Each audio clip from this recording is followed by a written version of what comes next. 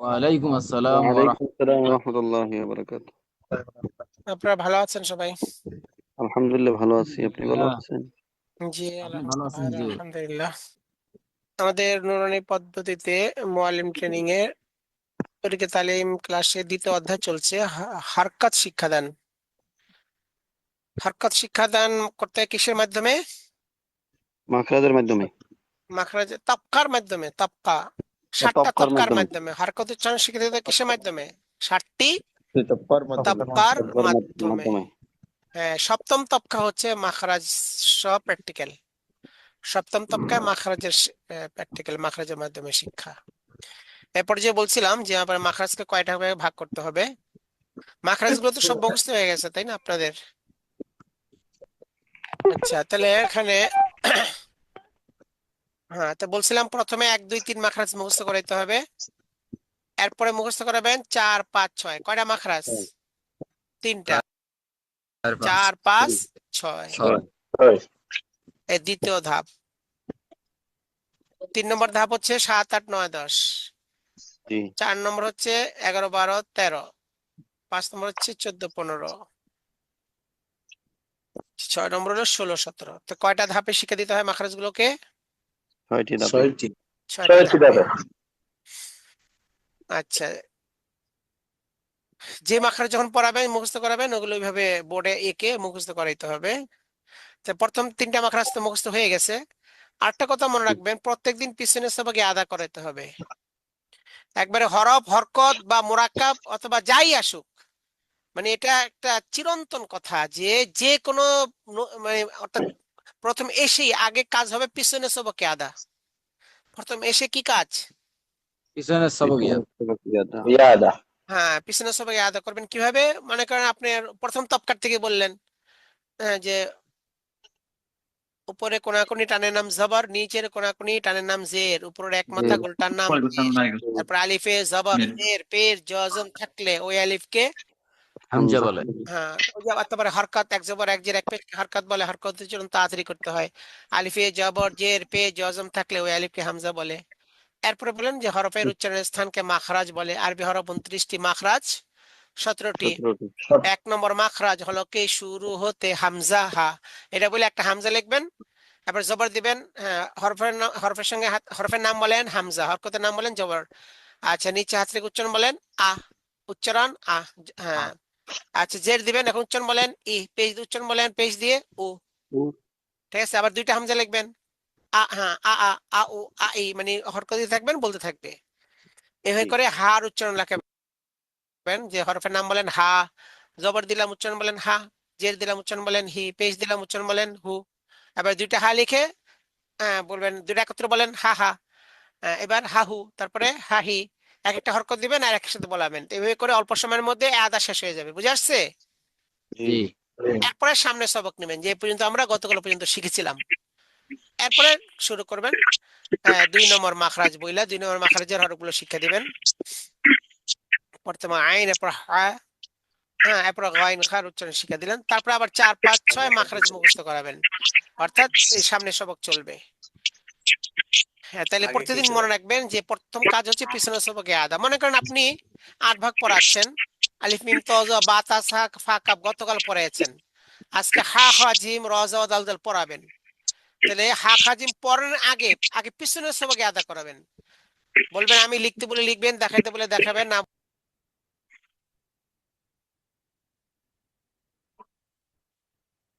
বলতে বলে নাম বলবেন। এবার একটা লিখবেন আলিফ, নাম বলেন, লেখেন, দেখা, নাম বলেন আলিফ। আবার লিখবেন, লিখেন, দেখা, নাম বলেন মিম। লিখেন, দেখা, নাম বলেন ত। লিখেন, দেখা, নাম বলেন কি বলবে? জ। এরপরে 4টা লিখে এবার আমি হাত থাকবো, নাম বলবেন আলিফ মিম ত জ।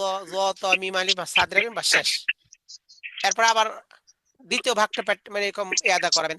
হ্যাঁ, নাম নাম বলেন বা, উপরে দিলাম তা, 3 সা, এরকম ফা কাফ। তারপরে একসাথে বোর্ডে লিখে হাত রেখে বাস এই করাবেন। তো অল্প সময়ের মধ্যে পিছনের সবকটা আদা হয়ে যাবে। এরপরে সামনে সবকটা নিয়ম মতো পড়াবেন। যে সিলেট মুছে পরিষ্কার করুন, সকলে বুড়া মাথা দেখতে থাকুন। তারপরে সামনে হাট থেকে আবার পড়ানো শুরু করবেন হা খ জিম। তো এরকম প্রত্যেকদিন প্রথম কাজ হবে কি? পিছনের সবক আদা করানো। আদা করে বলবেন গতকাল পর্যন্ত আমরা এতটুকু পড়েছি। সবাই বুঝে আসছে? জি জি জি এটা মনে রাখবেন সবসময়, যে কোনো সবক পড়াইতেই আগে মানে আগের সবকের আদা করাইতে হবে, এরপরে নতুন সবক পড়াবেন। আচ্ছা, প্রথম তিনটা মাখরাজ তো মুখস্থ হয়ে গেছে, বলেন দেখি প্রথম তিনটা মাখরাজ সবাই। হরফের উচ্চারণের স্থানকে মাখরাজ বলে, এখান হরফের থেকে বলেন। উচ্চারণের স্থানকে মাখরাজ বলে। হরফের স্থানকে মাখরাজ বলে। হরফের শুরু হতে হামজা হা হলফের শুরু হতে হামজা হা। হতে নম্বর মাখরাজ হলফের মধ্যখান হইতে তিন নম্বর আইন হরফের হা। তিন নম্বর মাখরাজ হলফের শেষ হইতে ওয়াইন হা। একজন বলেন, সঙ্গে সঙ্গে সবাই বলবেন। হরফের উচ্চারণের স্থানকে মাখরাজ বলে, এখানে তিনটা মাখরাজ বলেন। হরফের উচ্চারণের স্থানকে মাখরাজ বলে। আরবি হরফ 29টি, আরবি হরফ আরবি 29টি, হরফ মাখরাজ 17টি। মাখরাজ 17টি। এক নম্বর মাখরাজ এক নাম্বার এক মাখরাজ নম্বর মাখরাজ হলকের শুরু হতে হলফের শুরু হতে হামজা হা। হামজা হা। হামজা হা। দুই নম্বর মাখরাজ দুই নাম্বার মাখরাজ হলকের মধ্যখান হতে হলকের মধ্যখান হইতে আইন হা। আইন হা। তিন নম্বর মাখরাজ তিন নাম্বার মাখরাজ হলকের শেষ হতে হলকের শেষ হইতে গইন খ। গইন খ। আচ্ছা, তারপরে আমাদের, হুজুর একটু কথা বলতে চাচ্ছিলাম। আচ্ছা বলেন। আপনি তো বলছেন যে এই মাখরাজ গুলো 6টি ধাপে পড়ানোর জন্য। হ্যাঁ, তো এক বছর কোর্সে তো আমার যদি একদিনে 3টা ধাপ পড়ানোর পরে ও যদি ওদের যদি না হয় তাহলে ওইটা যতক্ষণ না হবে ততক্ষণই পড়াবো, নাকি প্রথমে পড়িয়ে নিব ওইটা সবগুলো ওটা তো ধাপগুলো আগেই পড়িয়ে নিব? বলেছি যে কতটুকু কেমনে মানে আমরা এখন তো শুধু নিয়ম বলতেছি, কিন্তু কখন কতটুকু কি পড়াবেন, কতটুকু সময় লাগবে, কি করতে হবে, ওটা তো বলছি যে আপনার ইয়ের মধ্যে আসবে, নেসেবের মধ্যে। ওটা তো নেসেবের মধ্যে আসবে। এখানে তো বলতেছে নিয়মটা কি, নিয়মে পড়াবেন, কিন্তু সময় কতটুকু সময় পড়াবেন ওটা তো এখন বলবো না, জি জি ওটা আসবে নেসেবের সময়। মনে ছিল না। হুজুর বলতেছে আমরা তো আচ্ছা, তাসদিদ, তারপর দুই যাব, দুই যে, দুই পেশ, এগুলো তো পড়াইনি। হ্যাঁ, জি, তো এগুলো কিভাবে পড়াবো? এগুলো একটু পড়াবেন আগে সামনে যদি আসবেন। সব এখন মনে করেন ওটার জন্য দুই জবর দুই পেশ, এটা নুন সেকেন্ড তানবিনের একটা আলাদা অধ্যায় আছে না, জি আছে। জি তাহলে ওটা এখন আসবে কেন? ওটা তো জি আলাদা ওটা পরে অধ্যায় আছে। হ্যাঁ ওটা আলাদা। এখন যদি হইতো যে এখন পড়া আমার ট্রেনিং শেষ, তখন বলতে পারতেন হুজুর ট্রেনিং তো শেষ হয়ে গেল, কই আপনার নুন সেকেন্ড তা দুই জবর দুই যেতে পড়াইলাম না। ঠিক আছে হুজুর, ঠিক আছে ভাই। এটা এখন সবগুলো আসবে সময় মতো। জি এখন জি শুধু জি জি হারকাত, এখন কি হারকাত। হারকাত। শুধু হারকাত, আর কিচ্ছু না। আর যখন যেটা সময় রাখা আছে তখন সেটা আসবে।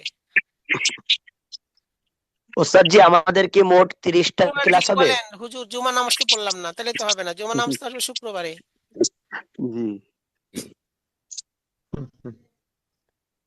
আচ্ছা, তাহলে এখানে, আচ্ছা এরপর যখন 4 নম্বর আমরা মাখরাজ শুরু করব, তাহলে জিব্বা আসবে, একটা জিব্বার মতো আঁকবো, মনে করেন এই জিব্বা আঁকলাম। জিব্বার 4 নম্বর হচ্ছে জিব্বার গোড়া, এই গোড়ার মধ্যে মানে একটা মার্ক করলাম। তারপরে 4 নম্বর মাখরাজ, 4 নম্বর 4 নম্বর মাখরাজ জিব্বার গোড়া, জিব্বার গোড়া গোড়া তারা বরাবর উপরের তালুর সঙ্গে লাগিয়ে, তার বরাবর বরাবর করে তার সঙ্গে লাগিয়ে উপরে মনে করেন যে তালু, হ্যাঁ এই উপরে মনে করেন এই তালু আছে, যে তালু, তো জিব্বাটা লাগবে উপরে কি সঙ্গে, চালুর সঙ্গে তালুর সঙ্গে লাগবে।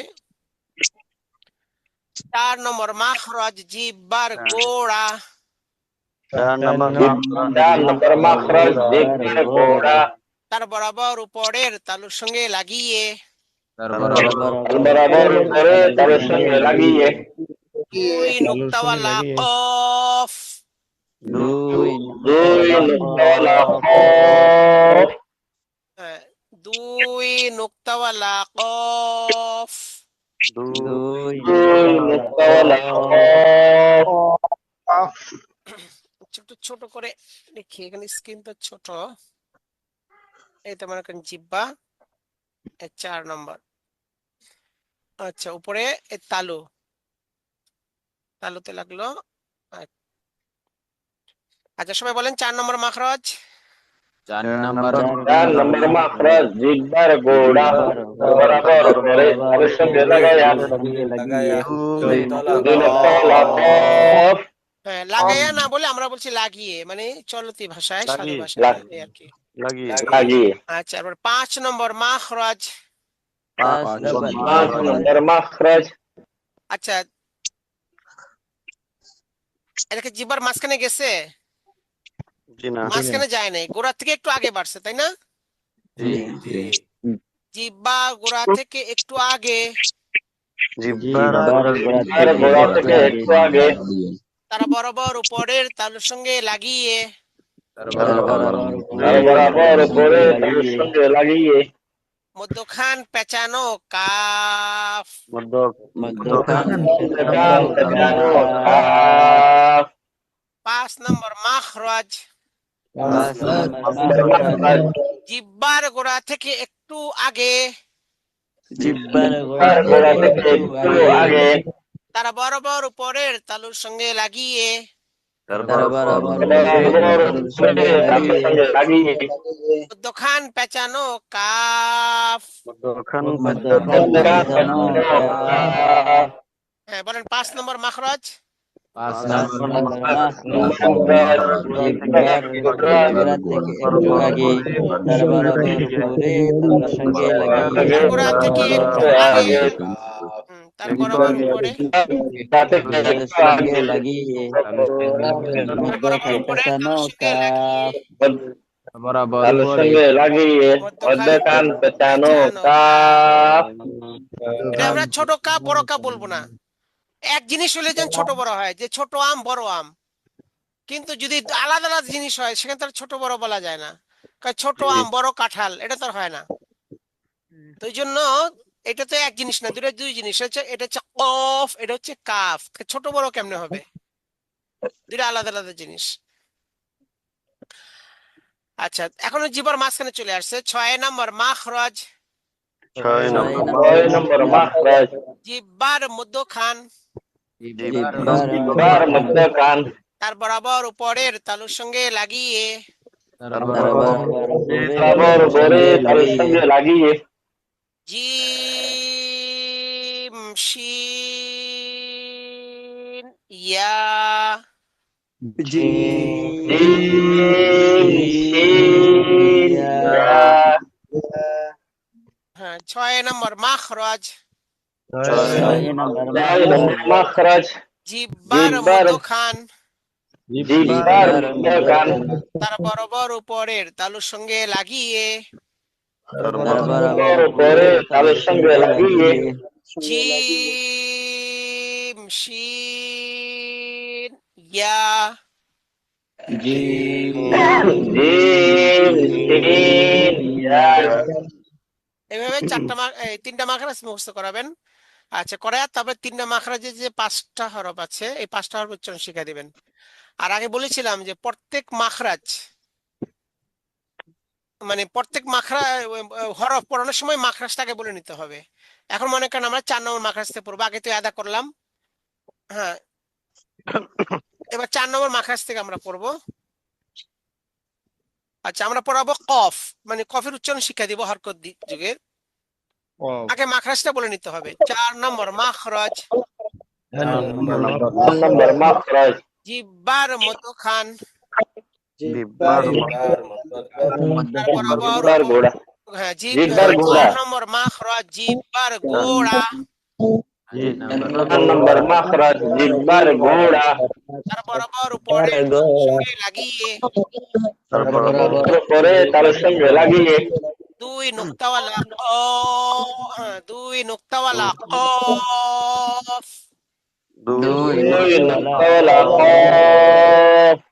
মাখরাজ পড়াই এরপর বলবেন। এবার সিলেটের মাঝখানে একটি কফ লিখুন, উপরে জবর দিন, সিলেটের মাঝখানে সিলেটের মাঝখানে একটি অফ লিখুন, অফ লিখুন, উপরে জবর দিন, জবর দিন, হ্যাঁ। এরপর আগের মতো আবার হরফের সঙ্গে হাত রাখেন, হরফের নাম বলেন, জোরে করে ধাক্কা খেয়ে মোটা উচ্চারণ হবে, অ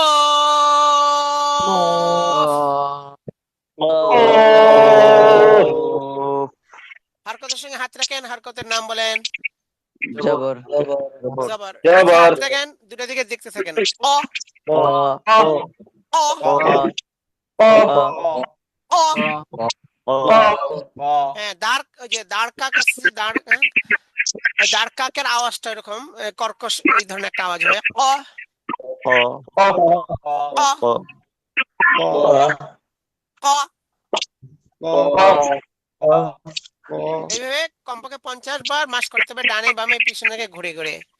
আচ্ছা, এরপরে বলে আমি হাত রাখবো, আপনারা বলবেন,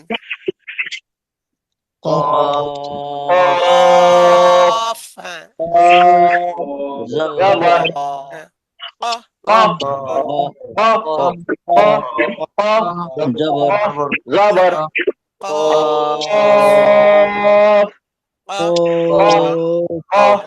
অ। আচ্ছা, এরপর বলেন জবর মুছে জের দিন। এটা 1 নম্বর কাজ। মোট কয়টা কাজ করতে হবে বলেন তো? এখানে এখানে তিনটা মোট কাজ করতে হবে কয়টা? যে কোনো হরফ পড়াইতে কয়টা কাজ করতে হবে? মোট তো পাঁচটা 5টা কাজ করতে হবে। এই পর্যায়ে মাখরাজ মুখস্থ করিয়ে মাখরাজের তরতিবে উল্লিখিত 5টি কাজের মাধ্যমে সমস্ত হরফের উচ্চারণ শিক্ষা দিতে হবে। তো দেখেন কয়টা কাজ? পাঁচটি 5টা। 1 নম্বর কাজ কি? স্থানে হাত রাখিয়ে হরফ ও হরকতের নাম বলিয়ে পর্যায়ক্রমে 3 হরকতের উচ্চারণ শিক্ষা দেয়া। 1 নম্বর কাজ কি বলেন? স্থানে হাত রাখিয়ে হরফ ও হরকতের স্থানে হাত রাখিয়ে হরফ ও হরকতের নাম বলিয়ে উচ্চারণ শিক্ষা দেয়া। হরফ হরকতের নাম বলি হরকতের নাম বলিয়ে পর্যায়ক্রমে 3 হরকতের উচ্চারণ শিক্ষা দেয়া। পর্যায়ক্রমে 3 হরফের উচ্চারণ শিক্ষা দেয়া। স্থানে হাত রাখিয়ে হরফ ও হরকতের নাম বলিয়ে পর্যায়ক্রমে 3 হরকতের উচ্চারণ শিক্ষা দেয়া। তানে হাত রাখিয়ে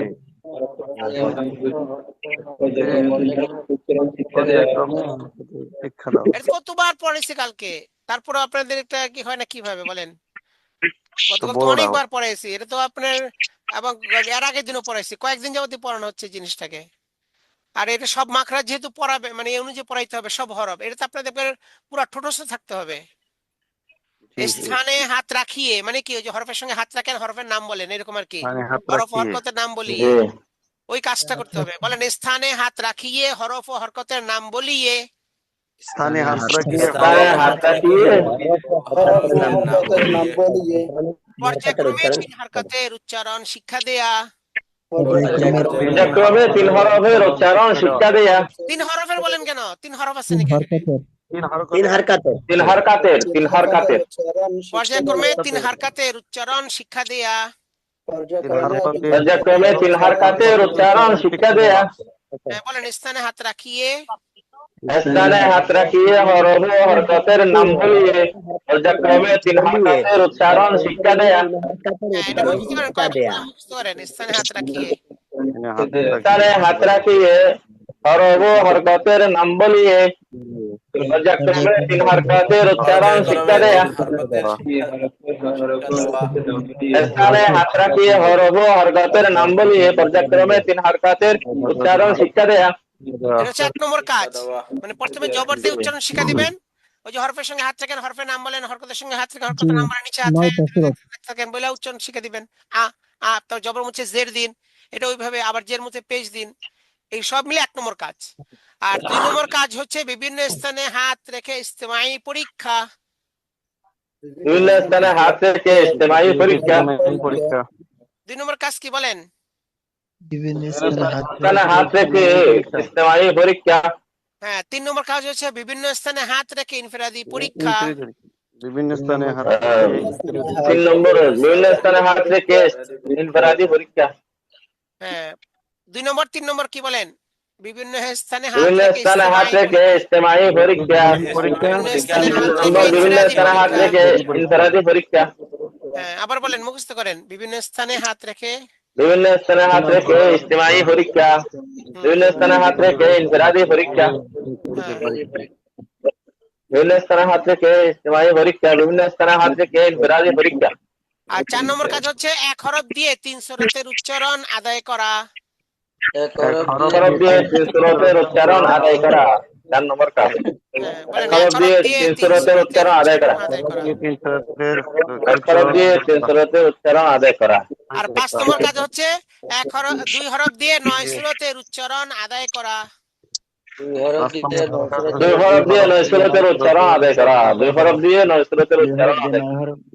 এক হরফ দিয়ে 3 সূরাতের উচ্চারণ আদায় করা, 2 হরফ দিয়ে 9 সূরাতের উচ্চারণ আদায় করা। এক হরফ দিয়ে 3 সূরাতের উচ্চারণ আদায় করা, 2 হরফ দিয়ে 9 সূরাতের উচ্চারণ আদায় করা। উচ্চারণ আদায় করা। এক হরফ দিয়ে এক হরফ দিয়ে 3 সূরাতের উচ্চারণ আদায় করা, 2 হরফ দিয়ে 3 সূরাত 9 সূরাতের উচ্চারণ আদায় করা। আদায় করা। এক হরফ দিয়ে 3 সূরাতের উচ্চারণ আদায় এক করা, হরফ দিয়ে 3 সূরাতের উচ্চারণ আদায় করা, 2 হরফ দিয়ে 9 সূরাতের উচ্চারণ আদায় করা। আচ্ছা, মাশাআল্লাহ। এবার বলেন দেখি এবার 5টা বলতে হবে। স্থানে হাত রাখিয়ে হরফ ও হরকতের নাম বলিয়ে পর্যায়ক্রমে 3 হরকতের উচ্চারণ শিক্ষা দেয়া, বিভিন্ন স্থানে হাত রেখে ইস্তেমাই পরীক্ষা নেয়া, বিভিন্ন স্থানে হাত রেখে ইনফিরাদি পরীক্ষা নেয়া, এক হরফ দিয়ে 3 সূরাতের উচ্চারণ আদায় করা, 2 হরফ দিয়ে 9 সূরাতের উচ্চারণ আদায় করা। বলেন, সবগুলো বলেন। স্থানে হাত রাখিয়ে স্থানে হাত রাখিয়ে হরফ ও হরকতের নাম বলিয়ে পর্যায়ক্রমে 3 হরকতের উচ্চারণ শিক্ষা দেয়া, বিভিন্ন স্থানে হাত রেখে ইস্তেমাই পরীক্ষা, বিভিন্ন স্থানে হাত রেখে ইনফিরাদি পরীক্ষা, পরীক্ষা নেয়া এক হরফ দিয়ে বলবেন সাথে। পরীক্ষা নেয়া, এক হরফ দিয়ে 3 সূরাতের উচ্চারণ আদায় করা, 2 হরফ দিয়ে 9 সূরাতের উচ্চারণ আদায় করা। আচ্ছা, মাশাআল্লাহ। আচ্ছা, এখন বিলাল হোসেন আপনি বলেন, সঙ্গে সঙ্গে সবাই বলবেন। স্থানে হাত রাখিয়ে হ্যাঁ, স্থানে হাত স্থানে হাত রাখিয়ে হাত রাখিয়ে হরফ ও হরকতের নাম বলিয়ে হরফ হরফ ও হরকতের নাম বলিয়ে হরফ ও হরকতের নাম বলিয়ে 3 হরকতের উচ্চারণ শিক্ষা দেওয়া, পর্যায়ক্রমে 3 হরকতের উচ্চারণ শিক্ষা দেয়া, বিভিন্ন স্থানে হাত রাখিয়ে ইস্তেমাই পরীক্ষা নেওয়া, বিভিন্ন স্থানে হাত রেখে ইস্তেমাই পরীক্ষা নেওয়া, বিভিন্ন স্থানে হাত রাখিয়ে ইনফিরাদি পরীক্ষা নেওয়া, বিভিন্ন স্থানে হাত রেখে ইনফিরাদি পরীক্ষা নেওয়া, এক হরফ দিয়ে 3 সূরাতের উচ্চারণ আদায় করা, এক হরফ দিয়ে 3 সূরাতের উচ্চারণ আদায় করা, আদায় করা, 2 হরফ দিয়ে 9 সূরাতের উচ্চারণ আদায় করা, 3 হরফ 2 হরফ দিয়ে 9 সূরাতের উচ্চারণ আদায় করা। সূরাতের উচ্চারণ আদায় করা। আচ্ছা, নুরুল হাকিম সাহেব বলেন, সঙ্গে সঙ্গে সবাই বলবেন। স্থানে হাত রাখিয়ে হরফ ও হরকতের নাম বলিয়ে পর্যায়ক্রমে 3 হরকতের উচ্চারণ শিক্ষা দেয়া, হাত রাখিয়ে নাম বলিয়ে পর্যায়ক্রমে শিক্ষা দেওয়া, করা, বিভিন্ন স্থানে হাত রেখে ইস্তেমাই পরীক্ষা নেয়া, বিভিন্ন স্থানে হাত রাখিয়ে ইসলামী পরীক্ষা নেওয়া, বিভিন্ন স্থানে হাত রেখে ইনফিরাদি পরীক্ষা নেয়া, বিভিন্ন স্থানে পরীক্ষা নেওয়া, এক হরফ দিয়ে 3 সূরাতের উচ্চারণ আদায় করা, এক হরফ দিয়ে উচ্চারণ আদায় করা, 2 হরফ দিয়ে 9 সূরাতের উচ্চারণ আদায় করা। 2 হরফ দুই দিয়ে হরফ দিয়ে 9 সূরাতের উচ্চারণ আদায় করা। আচ্ছা, মাশাআল্লাহ। এটা মনে রাখবেন। তাহলে এই 5টা কাজ স্বপ্নে মূর্তি করতে হবে। তাহলে আমরা এখানে প্রথম কাজটা করলাম। এরপর যে বসে জবর মুছে জের দিন, হরফের সঙ্গে হাত রাখেন, হরফের নাম বলেন। কফ বলেন। হরকতের সঙ্গে হাত রাখেন, হরকতের নাম বলেন। নিচে হাত রাখেন, দেখতে থাকেন।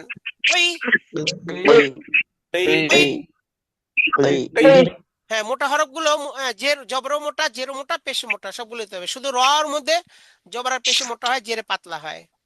আর মোটা হরফ 7টা, সজ, তজ, গাইন, কফ সর্বাবস্থায় মোটা হবে। ওই ওই ওই ওই ওই এভাবে মাস করবেন কমপক্ষে 50 বার। তারপর আমি হাত থাকবো, আপনারা বলবেন।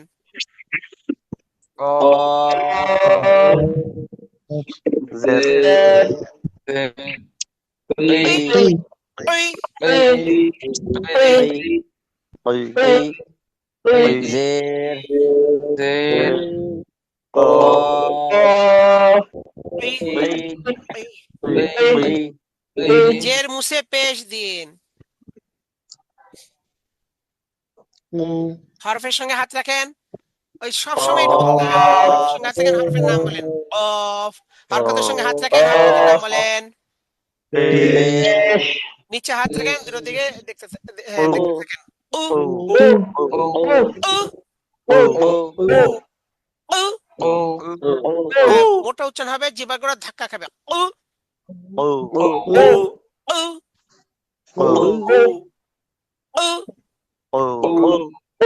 মাঝে মাঝে বলবেন হারকাতের উচ্চারণ, সবাই বলবে তাড়াতাড়ি করতে হয়। হারকাতের তাড়াতাড়ি উচ্চারণ তাড়াতাড়ি পড়তে হয়। আচ্ছা, আমি হাত রাখবো, আপনারা বলবেন।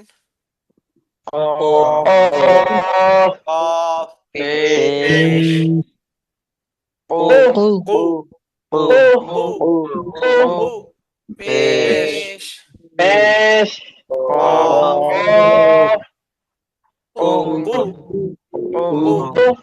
তাহলে এখানে 1 নম্বর কাজ হয়ে গেল। বিভিন্ন এখানে 1 নম্বর কাজ হলো, স্থানে হাত রাখিয়ে হরফ হরকতের নাম বলিয়ে, মানে ছাত্রছাত্রীরা বলাইলেন। তারপরে 3 হরকতের উচ্চারণ শিক্ষা দিয়ে দিলেন। এরপরে হচ্ছে 2 নম্বর কাজ, বিভিন্ন স্থানে হাত রেখে ইস্তেমাই পরীক্ষা। এই বিভিন্ন স্থানে হাত রেখে ইস্তেমাই পরীক্ষা করার জন্য হরফটা কয়বার লিখতে হবে? 3বার 3টা লিখতে লিখতে হবে। হবে। 3-এ জবরজের পেজ দিতে হবে, তাই না? জি হ্যাঁ, বললাম সিলেট মুছে পরিষ্কার করুন সকলে, বোর্ডে আমার হাত দিয়ে দেখতে থাকুন। এই 3বার লিখতে হবে। 3টা কফ লিখতে হবে, তারপরে জবরজের পেজ দিতে হবে।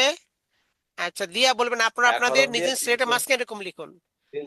কি বলেন, আপনারা আপনাদের নিজ সিলেটের মাঝখানে এরকম লিখুন। সিলেটটিকে হাঁটুর সিলেটের উল্টে হাঁটুর উপর রাখুন। সকলে বোর্ডের দিকে দেখুন। আমি বিভিন্ন জায়গায় হাত রাখবো। পাস করার বুদ্ধি হলো বুঝে উত্তর দিবেন, না বুঝে উত্তর দিলে ফেল। কি বলবেন, আমি এখন বিভিন্ন স্থানে হাত রাখবো। আমি এখন বিভিন্ন স্থানে হাত রাখবো। পাস করার বুদ্ধি হলো বুঝে উত্তর দিবেন, না বুঝে উত্তর দিলে না বুঝে উত্তর দিলে ফেল। বলেন। কফ পেশ পেশ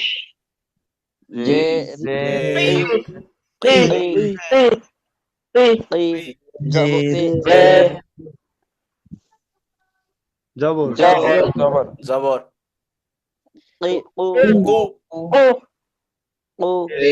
পেশ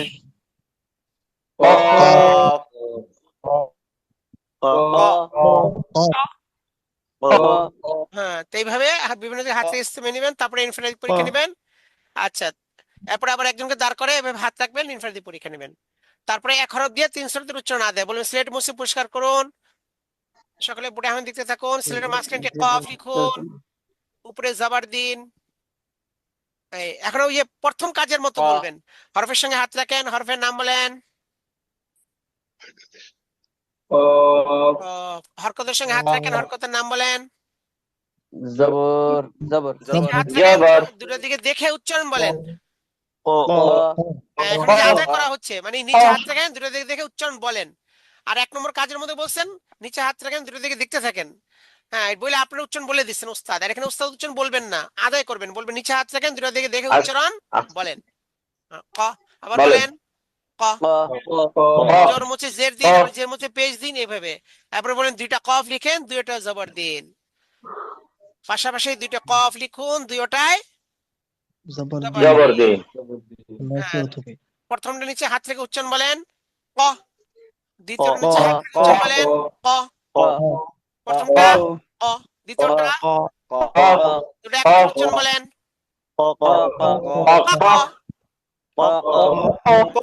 প্রথমটা দ্বিতীয়টা একত্রে। আর কত উচ্চারণ তাড়াতাড়ি করতে হয়। এবার দ্বিতীয়টা জবরকে পেশ বানিয়ে দেন এভাবে। হ্যাঁ, ককু ককি কি কি কিকা কি কু কু কু কুকা কুকি সবগুলো উচ্চারণ শিখা দিবেন, ঠিক আছে? 2 হরফ দিয়ে 9 সুরত, জি 1 হরফ দিয়ে ইনশাআল্লাহ। 3 সুরত, 2 এইভাবে সব হরফে এরকম 5টা কাজ করতে হবে। কয়টা কাজ? 5টা কাজ। 5টা 5টা কাজ করতে হবে। প্রথম কাজটা হচ্ছে 3টা হরকতে, মানে 3 হরকত দিয়ে উচ্চারণ করাইতে হবে, এটা প্রথম কাজ। এটা খেয়াল রাখবেন। এরপর 3 বার লিখতে হবে হরফটাকে, জবরজের পেশ দিতে হবে। এটা হলো ইস্তেমাই পরীক্ষার জন্য, ইনফারিদি পরীক্ষার জন্য। তারপরে একটা হরফ লিখে 3 সুরত, তারপরে 2টা হরফ লিখে 9 সুরত। এগুলো মনে রাখতে হবে। এভাবে কফ, এরপরে কাফ শিক্ষা দিবেন, এরপরে জিম শিন ইয়া, ঠিক আছে? জি এই নিয়মে শিক্ষা দিবেন। এরপরে 7, 8, 9, 10 মাখরাজ মুখস্থ করাবেন। 7, 8, 9, 10 9, 10। জিব্বার থেকে আসবে। এই যে জিব্বা মনে করেন ওগুলো সব জিব্বার থেকে আসবে। একটা জিব্বা লিখবেন। 7 নম্বর হচ্ছে কিনারা, এই যে এখানে কিনারা দিবেন। 7 নম্বর মাখরাজ, 7 নম্বর মাখরাজ। জিব্বার গোড়ার কিনারা, জিহ্বার গোড়ার কিনারা।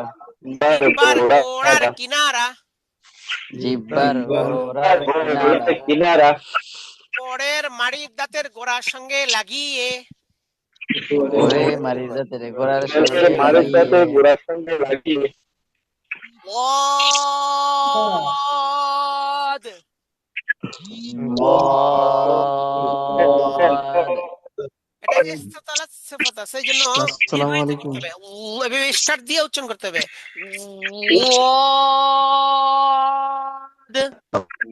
ওয়াদ, 7 নম্বর মাখরাজ, 7 নম্বর মাখরাজ। মাখরাজ জিহ্বার গোড়ার কিনারা গেলে দোনো পাশ থেকে লাগানো যায়। বলবে পুলিশ অথবা বাম পাশে, বাম পাশ থেকে লাগলে সহজ, বা 2 পাশে লাগলে হবে, সমস্যা নেই। হ্যাঁ, জিহ্বার গোড়ার কিনারা, জিহ্বার গোড়ার জিহ্বার কিনারা। গোড়ার কিনারা পরের মাড়ির দাঁতের গোড়ার সঙ্গে লাগিয়ে, পরে মারির দাঁতের গোড়ার সঙ্গে লাগিয়ে। ওয়াদ, মদ।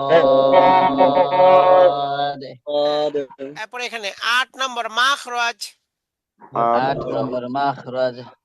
জিহ্বার আগার কিনারা, জিহ্বার আগার কিনারা। আগার একবারে পার্শ্ব হচ্ছে কিনারা, একবারে আগার মাথাটা সামনের উপরের দাঁতের মাড়ির সঙ্গে লাগিয়ে, সামনের উপরে দাঁতের মাড়ির সঙ্গে লাগিয়ে। লাম, লাম। 8 নম্বর মাখরাজ, 8 নম্বর মাখরাজ। জিহ্বার আগার কিনারা, জিহ্বার আগার আগার কিনারা। কিনারা সামনের উপরের দাঁতের মাড়ির সঙ্গে লাগিয়ে, সামনের উপরে দাঁতের পরে মাড়ির সঙ্গে দাঁতের লাগিয়ে। মানের সঙ্গে লাগিয়ে লাম। লাম। বলেন 8 নম্বর। 8 নম্বর মাখরাজ জিহ্বার আগার কিনারা সামনের উপরে দাঁতের মানের সঙ্গে লাগিয়ে দাঁতের মাড়ির সঙ্গে লাগিয়ে। লাম। পরের দাঁতের মাড়ি, অর্থাৎ একটা হচ্ছে দাঁতের গোড়া, দাঁতের সঙ্গে লাগানো যেটা গোড়া, আর দাঁতের গোড়ার সঙ্গে লাগানো যে শক্ত গোস্ত তাকে বলে মাড়ি। দাঁতের গোড়ার সঙ্গে লাগানো শক্ত গোস্তকে কি বলা হয়? মাড়ি। মাড়ি বলা হয়। আর এটা হচ্ছে মাড়ির দাঁতের গোড়া, মানে ভিতরের দাঁতকে বলা হয় যে মাড়ির দাঁত, একবারে ভিতরের দিকে এর গোড়া হলে এটা মাড়ির দাঁতের গোড়া। তো কাজে এটা বুঝতে হবে।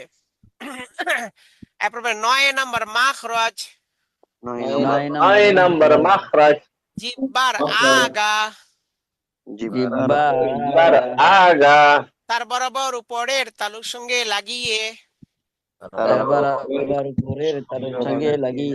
তার বরাবর উপরে তালের সঙ্গে লাগিয়ে জিহ্বার আগাটা একবার উপরে তালুতে লাগবে, একবারে তালুতে যায় লাগবে।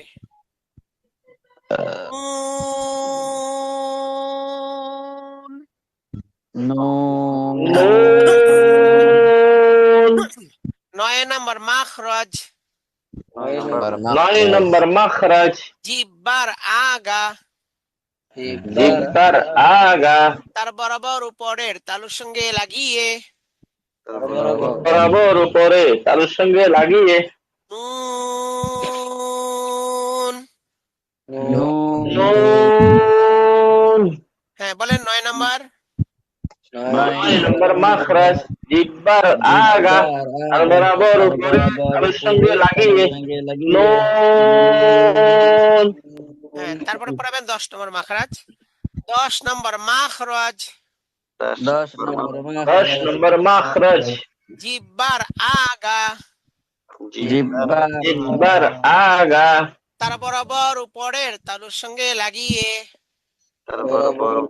আর বরাবর উপরে তালুর সঙ্গে লাগিয়ে র র র ওস্তাদ জি র জিহ্বার আগার পিঠ। উল্টা পিঠ হবে নাকি ওস্তাদ জি? জিহ্বার আগার পিঠ।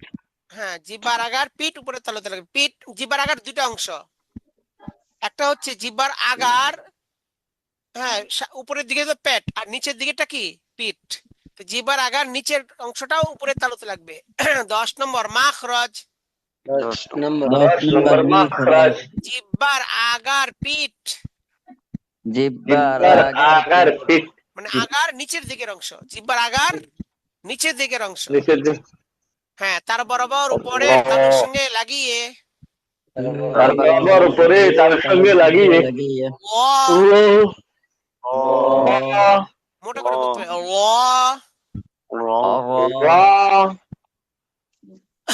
এইভাবে 10টা আপনার 4টা মাখরাজ মুখস্থ করাবেন। 7 থেকে 10 করে এই 4টা মাখরাজে হরফ হইলো কয়টা? 4টা। এই 4টা হরফ উচ্চারণ শিক্ষা দিতে হবে, বুঝাচ্ছে? আজকে তো দুইবার এই জন্য প্রথমে 7 নম্বর মাখরাজ, আবার যে মাখরাজের যখন হরফ পড়াবেন তখন ওই মাখরাজ আগে বলে নেবেন। মনে করেন এখন আপনি 7 নম্বর মাখরাজ পড়াবেন, তাহলে 7 নম্বর মাখরাজটা আগে বলে নেবেন।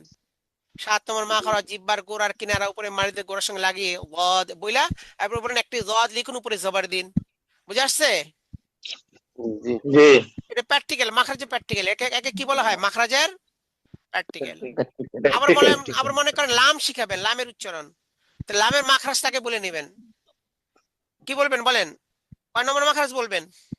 লামের মাখরাজ মানে 8 নম্বর মাখরাজ। হ্যাঁ, তো বলতে হবে 8 নম্বর মাখরাজ জিহ্বার গোড়ার, 8 নম্বর মাখরাজ জিহ্বার আগার কিনারা সামনের উপরের দাঁতের মাড়ির সঙ্গে লাগিয়ে লাম বইলা বলবেন। সিলেটের মাঝখানে একটি লাম লিখুন, উপরে জবর দিন। হরফের সঙ্গে হাত রাখেন, হরফের নাম বলেন লাম। হরকতের সঙ্গে হাত রাখেন, হরকতের নাম বলেন জবর। নিচে হাত রাখেন, দুটো দিকে দেখতে থাকেন, লা নিচে হাত লা রাখেন লা। এভাবে উচ্চারণ শিখে দিবেন। আবার হাত রাখবো, আপনারা বলবেন লাম জবর লা লা লা জবর লাম লা লা, এবার জবর মুছে জের দিন। ওই একই নিয়মে, বুঝে আসছে?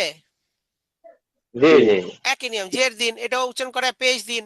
এরপরে আচ্ছা, এটা 1 নম্বর কাজ হয়ে গেল। স্থানে হাত রাখিয়ে কয়টা কাজ করতে হবে? 5টা কাজ। তাহলে একটা কাজ হয়ে গেল মনে করেন। এরপরে একটা এই কাজ শেষ করে, উচ্চারণ শেষ করে, জবরজের পেজ দিয়ে উচ্চারণ শেষ করে কয়টা লাম লিখতে হবে? 3টা নাম লিখতে হবে। হ্যাঁ, 3টা নাম লিখতে হবে। লিখে জবরজের পেজ দিতে হবে। বলবেন আপনারা এরকম লিখুন, আপনারা সিলেটের মাঝখানে এরকম লিখুন। লিখুন এরপরে বলবেন সিলেটে উল্টে হাঁটুর উপর রাখুন। আমি বিভিন্ন জায়গায় হাত রাখবো, পাশ করা দিলেও বুঝে উত্তর দেবে, না বুঝে উত্তর দিলে ফেল। এরপর বিভিন্ন জায়গায় হাত রাখবেন, লাম জবর, হ্যাঁ লু পেশ, লাম লা জের লি, এভাবে বিভিন্ন জায়গায় হাত রাখবেন। ইস্তেমা ইনফিরাদি। এরপর আবার 1 হরফ দিয়ে 3 সুরত আদায় করবেন, এবার 2 হরফ দিয়ে 9 সুরত উচ্চারণ আদায় করবেন। বুঝে আসছে? ঠিক এক নিয়মে। জি এরপরে পড়াবেন। আচ্ছা, 9 নম্বর আবার 10 মাখরাজ মুখস্থ করে, মানে মুখস্থ আগে হয়েছে, মাখরাজটা বইলা উচ্চারণ শিখে দিবেন হরফের। থেকে খেয়াল করবেন, আগে হচ্ছে মাখরাজ মুখস্থ করানো। মুখস্থ হয়ে গেলে তারপরে একটা একটা মাখরাজ বলবেন আর ওই মাখরাজের হরফটা লিখে উচ্চারণ করাবেন। এরপরে মুখস্থ করাবেন 11, 12, 13। হুজুর ধাপগুলা যে বললেন 6টা ধাপে পড়ানো হবে মাখরাজ, এই ধাপগুলা কি কোনো কারণ আছে? যে এই ধাপটি কি কোনো কারণের জন্য পড়ানো কারণ হবে? মানে কি একই রকম, মনে করেন অর্থাৎ কাছাকাছি পড়ে। যেমন 1, 2, 3 মাখরাজ, এটা হলো হামজা হা আইন হা গাইন কা হলক চলে গেল, তো হলকের গুলো আলাদা পড়াইলাম। এই এটা কারণ না, জি জি হলকের গুলো আলাদা পড়ালাম। তারপর হচ্ছে আবার 3টা দা বলা হয়েছে, 4, 5, 6, কারণ কফ আর কাফ আর জিম এগুলো হচ্ছে জিহ্বার গোড়া একটু সামনে মাঝখান, তো এটা একটা তরতিব আছে না, তরতিব। জি জি হ্যাঁ এই জন্য তো ওই তরতিবের কারণে। তারপরে মনে করেন 7, 8, 9, 10 এটা আরেক রকমের তরতিব, জিহ্বার আগার গোড়ার বিভিন্ন জায়গায় গেল। তারপরে 11, 12, 13 এটা আরেকটা তরতিব। মানে জিহ্বার দুই দাঁতের আগায় লাগে, দুই দাঁতের গোড়ায় গোড়ায় লাগে, দুই দাঁতের মানে কারণ ওইভাবে মিলায় হয় জিহ্বাটা, তাহলে 11, 12, 13 এটাও কাছাকাছি, অর্থাৎ যেটা সামঞ্জস্যশীল মাখরাজগুলো একসাথে করা হয়েছে, ঠিক আছে, সামঞ্জস্যশীল যেগুলো। আচ্ছা, তারপর এরকম জিহ্বা লিখলেন।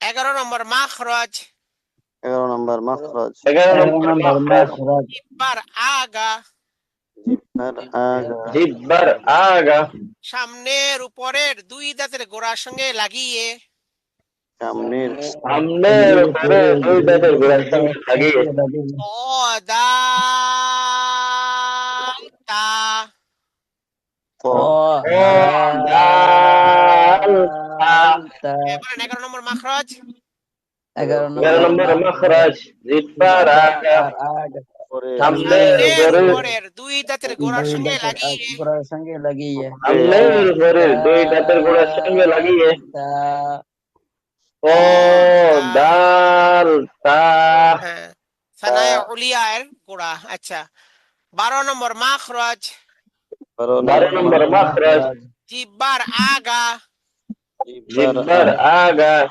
সামনের নিচের দুই দাঁতের পেট ও আগার সঙ্গে লাগিয়ে, সামনের সামনের নিচের দুই দাঁতের সঙ্গে লাগিয়ে আগা, পেট ও আগার দিকে লাগিয়ে, আর পেটেও কিছু লাগে, আগেও কিছু লাগে।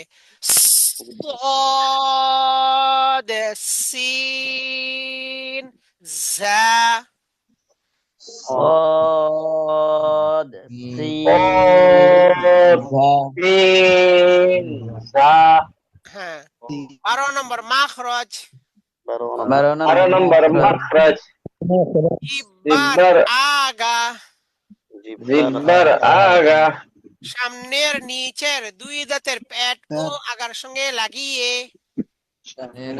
সামনে নিচের দুই দাঁতের পেট ও আগার আগার সঙ্গে লাগিয়ে, শীষ আসবে 3 হরফে, সাইকেলের পাম্পসের মতো আওয়াজ হবে।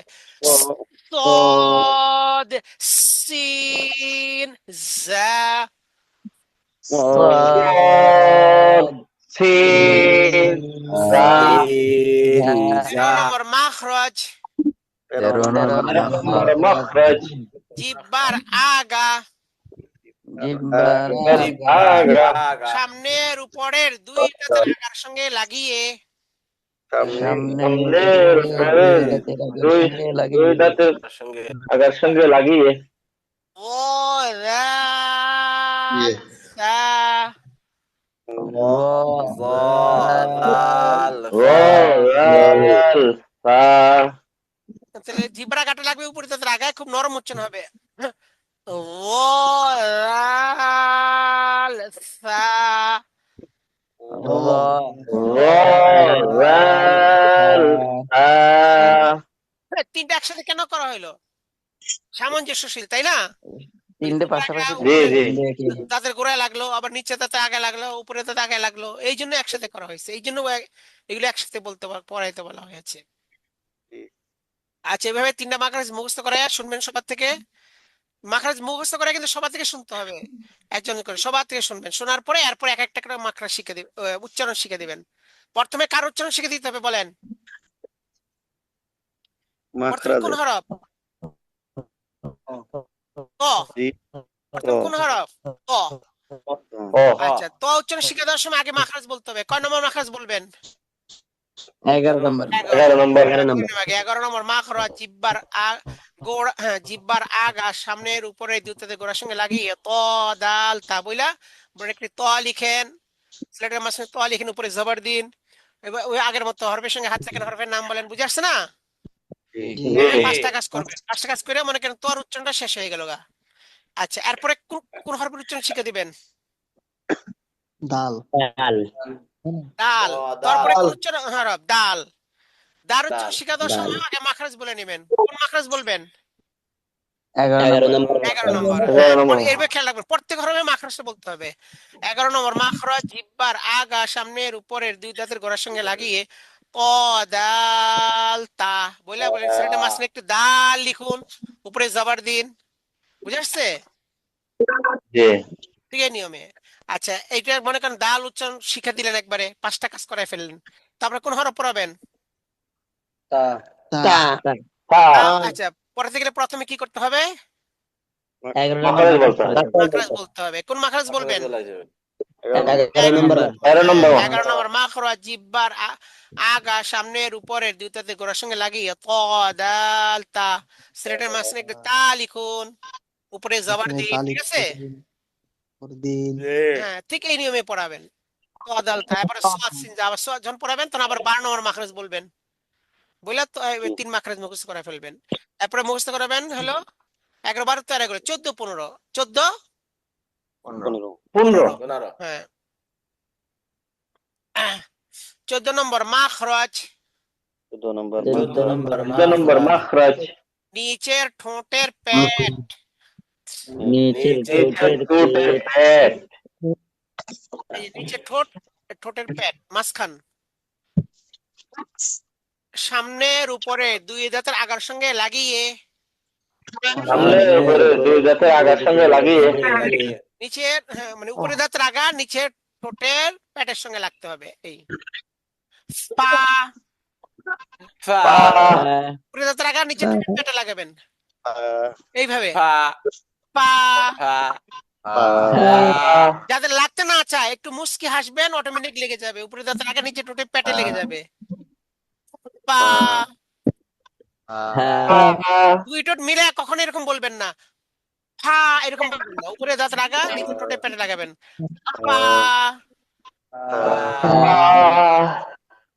হ্যাঁ বলেন 14 নম্বর মাখরাজ, 14 নম্বর মাখরাজ নিচের নিচের ঠোঁটের পেট, পেট, নিচের সামনের উপরে দুই দাঁতের নিচের আগার সঙ্গে ঠোঁটের পেট লাগিয়ে সামনের উপরে দুই দাঁতের আগার সঙ্গে সামনের লাগিয়ে উপরে দুই দাঁতের আগার সঙ্গে লাগিয়ে ফা। পা হ্যাঁ তারপরে 15 নম্বর, হ্যাঁ 15 নম্বর মাখরাজ, 15 নম্বর মাখ 15 নম্বর মাখরাজ, দুই ঠোঁট হতে, দুই ঠোঁট দুই হতে ঠোঁট হতে হতে ওয়াও বা মিম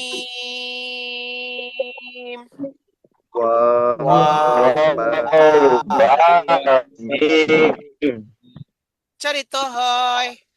উচ্চারিত হয়। দুই ঠোঁট থেকে 3টা হরফ উচ্চারণ হবে, দুই ঠোঁট। পার্থক্য কি? ওয়ার উচ্চারণের ঠোঁট গোল হবে, বার মিমের ঠোঁট গোল হবে না, এলো পার্থক্য। ওয়ার ঠোঁট গোল হবে।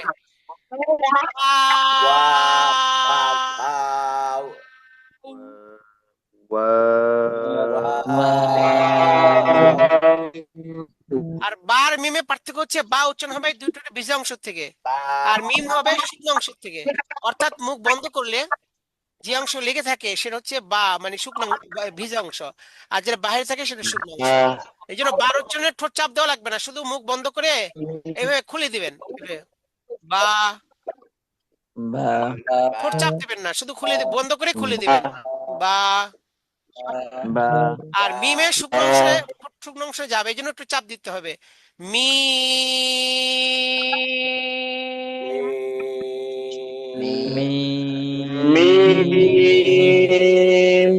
এবার 15 নম্বর মাখরাজ, 15 নম্বর মাখরাজ, দুই ঠোঁট হতে দুই ঠোঁট হতে উচ্চারিত হয়।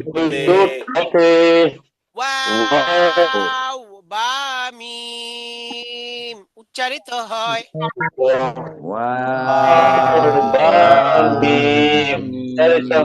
উচ্চারিত হয়।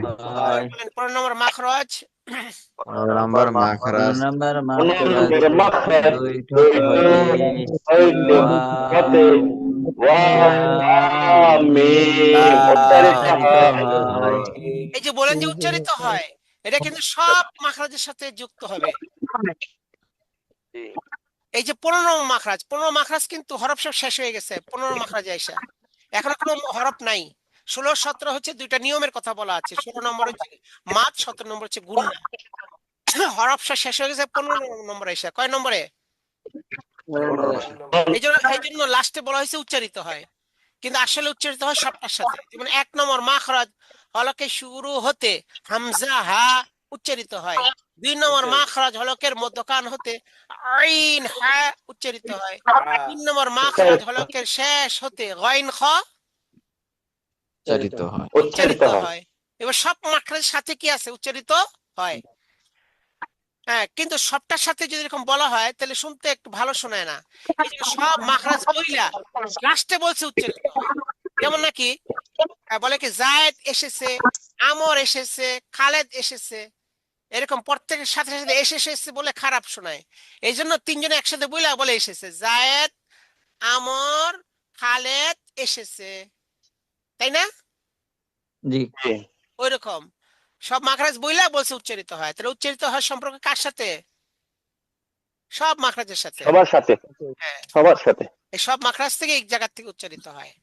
আচ্ছা, এই পর্যন্ত পড়ায় তারপরে এই 5টা হরফের উচ্চারণ 4টা হরফের উচ্চারণ শিখে দেবেন, ফা আর ওয়াও বা মিম, এগুলো উচ্চারণ শিখে দেবেন। সে ওই নিয়মই আগে মাখরাজ বলবেন 14 নম্বর বইলা, 14 নম্বর মাখরাজ বইলা বলে একটা ফা লিখুন, উপরে জবর দিন।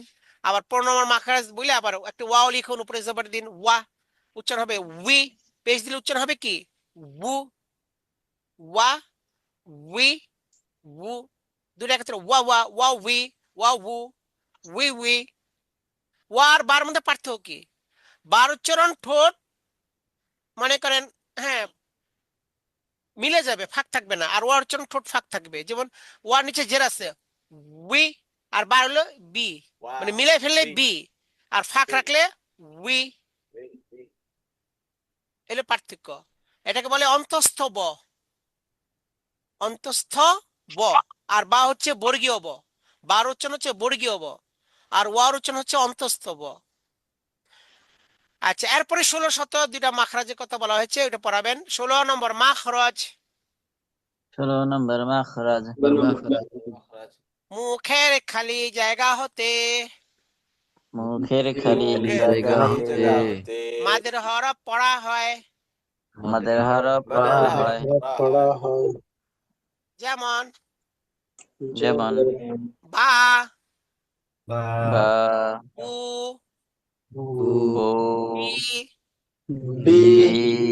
মুখের খালি জায়গা থেকে, অর্থাৎ এটা আলাদা কোনো স্থান নাই। বার উচ্চারণ হচ্ছে দুই ঠোঁট, দুই ঠোঁট যখন টান দিবেন তখন টানটা মুখের খালি জায়গা থেকে বের হবে, জওফে দাহান যেটাকে বলা হয়। এতে মুখের খালি জায়গা হচ্ছে 16 নম্বর মাখরাজ। 16 নম্বর মাখরাজ। 16 নম্বর মুখের মাখরাজ। খালি জায়গা হতে, মুখের খালি জায়গা হতে মাদের হরফ পড়া হয়। আমাদের হরফ পড়া হয়। যেমন যেমন যেমন বা, বা, বা, বু, বু, বি। B, B. হ্যাঁ, বলবেন, সংক্ষেপে বুঝাবেন। মাদের হরফ মানে আমরা আগে পড়ছি হরকত উচ্চারণ তাড়াতাড়ি করতে হয়, বলছি কি বা, বা, কিন্তু বাকে যখন টানবো আমরা বা, তাহলে হলো মাদের হরফ, মানে টান, মাদ। আবার আগে আমরা পেশের উচ্চারণ পড়েছি কি বু, যখন আমরা টানবো এটাকে বু, এটা মাদের হরফ, টান। আবার বার জের পড়েছি কি বি, যখন আমরা টানবো হবে বি, এটা হচ্ছে মাদ। বলেন মাদের কোন কোন হরফে মাদ হবে, কিভাবে হবে, বিস্তারিত পরে আসবে। কোন কোন হরফে মাদ হবে, কিভাবে হবে, বিস্তারিত পরে পরে আসবে। এটা বলে দেবেন, বাস শেষ। এখানে আর কোনো কথা নেই, শুধু বলে দিবেন, খালি মুখস্থ করাই দিবেন উদাহরণ সহ, আর বলবেন বিস্তারিত পরে আসবে। এরপর পড়াবেন 17 নম্বর। 17 নম্বর মাখরাজ। 17 নম্বর মাখরাজ। নাকের বাঁশি হতে, নাকের নাকের বাঁশি হতে গুন্না উচ্চারিত হয়। গুন্না গুন্না উচ্চারিত হয়। আচ্ছা, নাকের বাঁশি, এই নাক মনে করেন, নাকের বাঁশির থেকে গুন্না উচ্চারিত হয়। এখন গুন্না কি, তখন তাদের উচ্চারণটা করাবেন আগে। যেমন ইন না, ইন্না, আং। আচ্ছা, এখানে তাসদিদ তো পড়ে না এখনো, তাসদিদ পড়ছে? জি না। আচ্ছা, তারপরে শুধু মানে কি যেমন তাসদিদ ছাড়াও পড়াইতে পারেন, শুধু আংতা উচ্চারণ করতে পারেন। যেমন আং তা, আংতা। এই যে আং বলে ধরে রাখলেন, হ্যাঁ, নুনের জজমের মধ্যে ধরে রাখলেন আং, আর নাকের ভিতরে গুনগুন হলো, এর নাম হচ্ছে গুন্না। নাকের ভিতরে যে গুনগুন হয়েছে এর নাম কি? উদাহরণ মুখস্থ করে দিবেন, মাই ইয়াশা,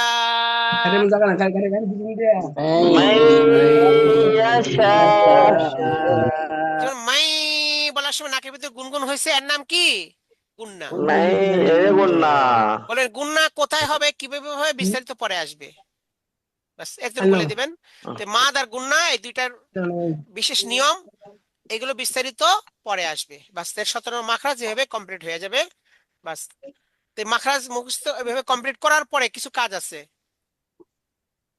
মাখরাজ মুখস্থ করার পরে কিছু কাজ আছে, আগে বলেছিলাম। হ্যাঁ, হরকতের উচ্চারণ শিক্ষাদান শেষ করার পর উস্তাদ 5টি কাজ করবেন।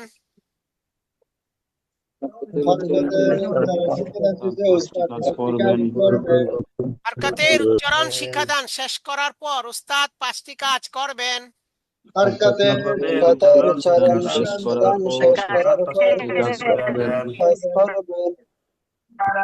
এক, তামিজে হুরুফ অর্থাৎ কাফিয়া জোড়া হরফগুলোর মধ্যে পার্থক্য বুঝিয়ে দেয়া।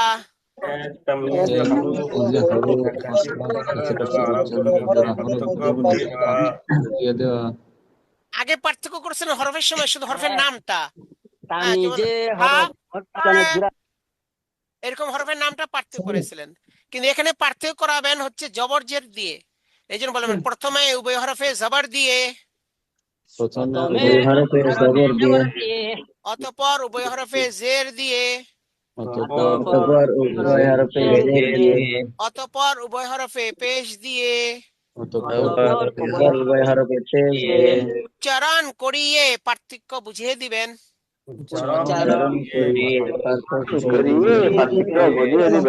এবার প্রথমে আমাকে হামজার আইন লিখলেন, লিখে দুটো জবর দিবেন, বলে আ আটার উচ্চারণ শক্ত হবে, আইন করলে মাঝখানে চিপায়া আ। আবার ই রি উ রু,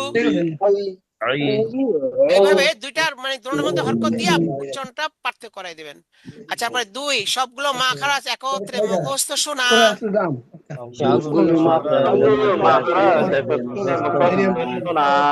3 হরকত যোগে হরফের উচ্চারণ সহ,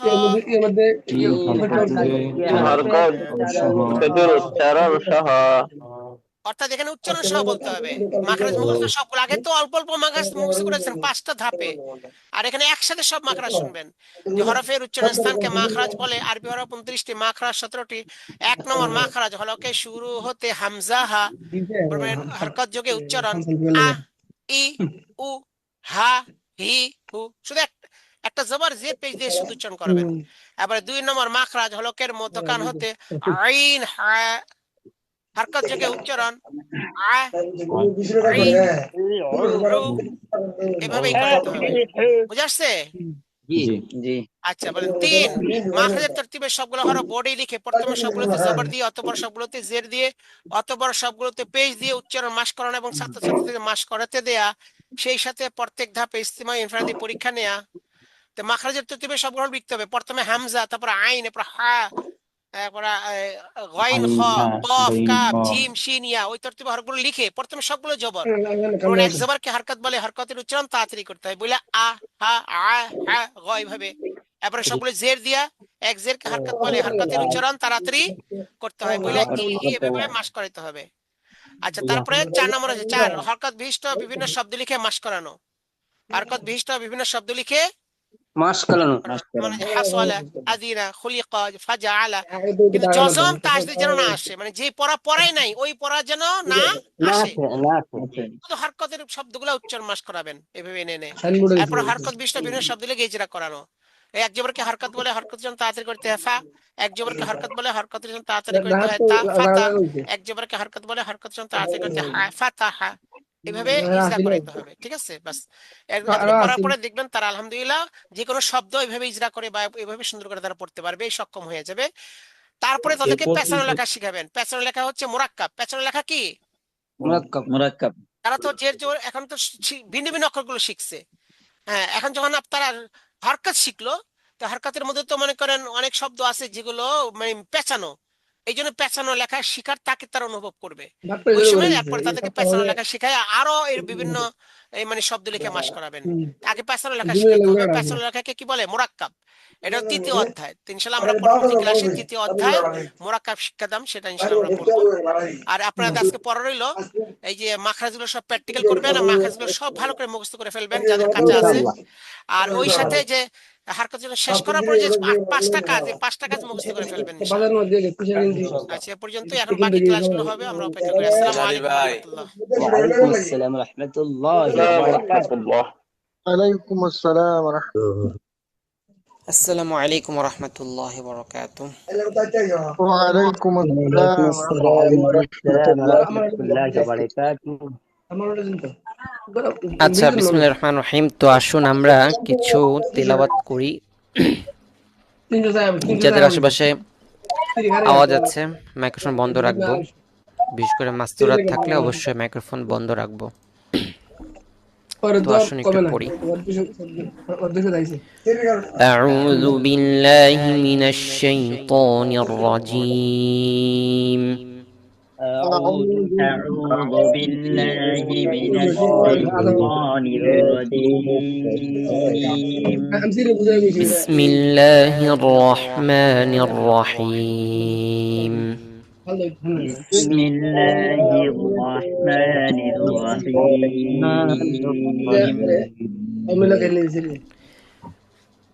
فإن الجحيم هي المأوى. فإن الجحيم هي المأوى. ফাইন্না এটা কিন্তু ট্রাফিক ফাইন না, এটা হচ্ছে ফাই, হামজাকে স্পষ্ট করতে হবে। ফাইন্নাল জাহিমা হিয়াল মাওয়া। فإن الجحيم هي المأوى.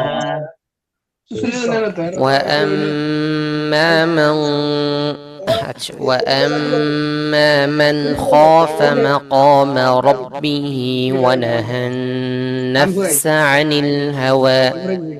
وأما من خاف مقام ربه ونهى عن الهوى. وأما من خاف مقام ربه ونهى النفس عن الهوى. وأما من خاف مقام ربه ونهى النفس عن الهوى فإن الجنة هي المأوى. فإن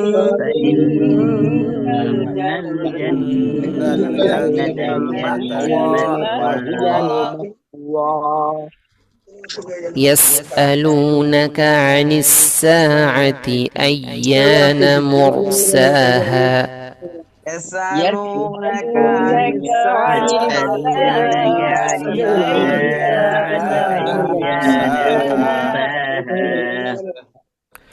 يسألونك عن الساعة أيان مرساها. يسألونك عن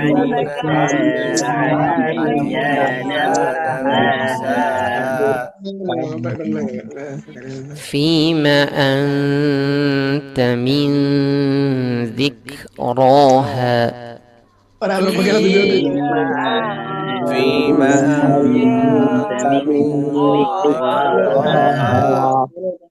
فيما أنت من ذكراها.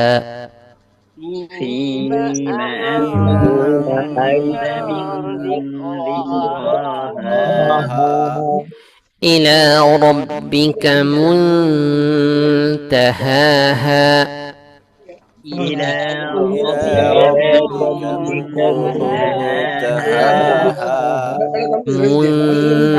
منتهاها.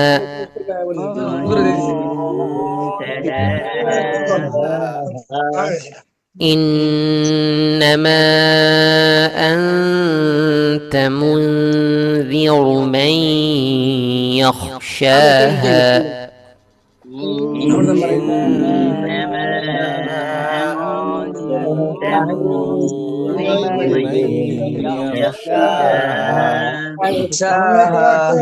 يخشاها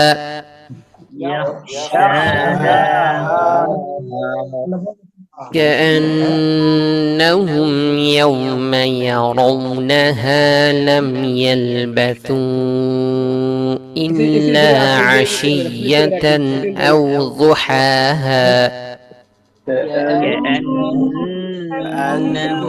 يوم يرونها لم يلبثوا إلا عشية أو ضحاها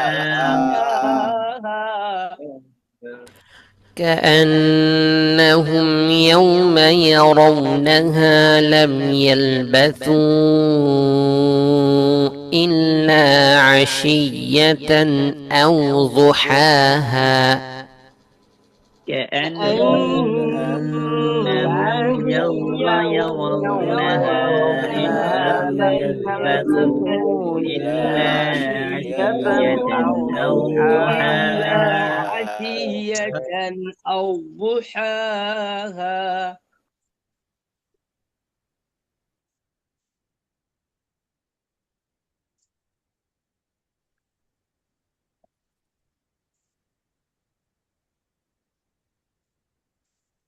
আলহামদুলিল্লাহ, এই পর্যায়ে আমরা কিছু মাসালা শিখে নেই। আমাদের মাসালা পড়া হয়েছে, নামাজের মাসালা চলতেছে।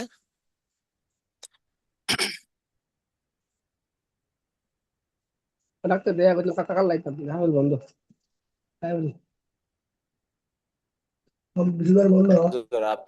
হাদি ভাইকে একটু মিউট করে দিয়েন। কথা বলেন কেন? তুই আচ্ছা, বন্ধ আমরা আব্দুল হাদি ভাই বুঝতেছে না, একটু মিউট করে দিন আব্দুল হাদি ভাইকে।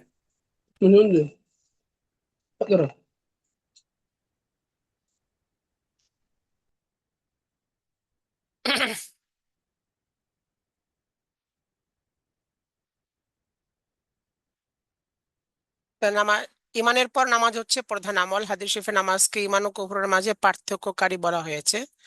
এতে নামাজের গুরুত্ব অনুধাবন করা যায়। এই গুরুত্বপূর্ণ ইবাদত পূর্ণরূপে আদায় করার জন্য তার যাবতীয় মাসাইল অবগত হয়ে তা যথাযথভাবে আদায় করা কর্তব্য। নিম্নে এর যাবতীয় মাসাইল উল্লেখ করা হলো। আচ্ছা, এগুলো আমরা পড়ি অবশ্য নামাজের বাহিরে ভিতরে 13 ফরজ। আজকে আমরা পড়বো নামাজের ওয়াজিব। এগুলো নামাজের ওয়াজিব 14টি।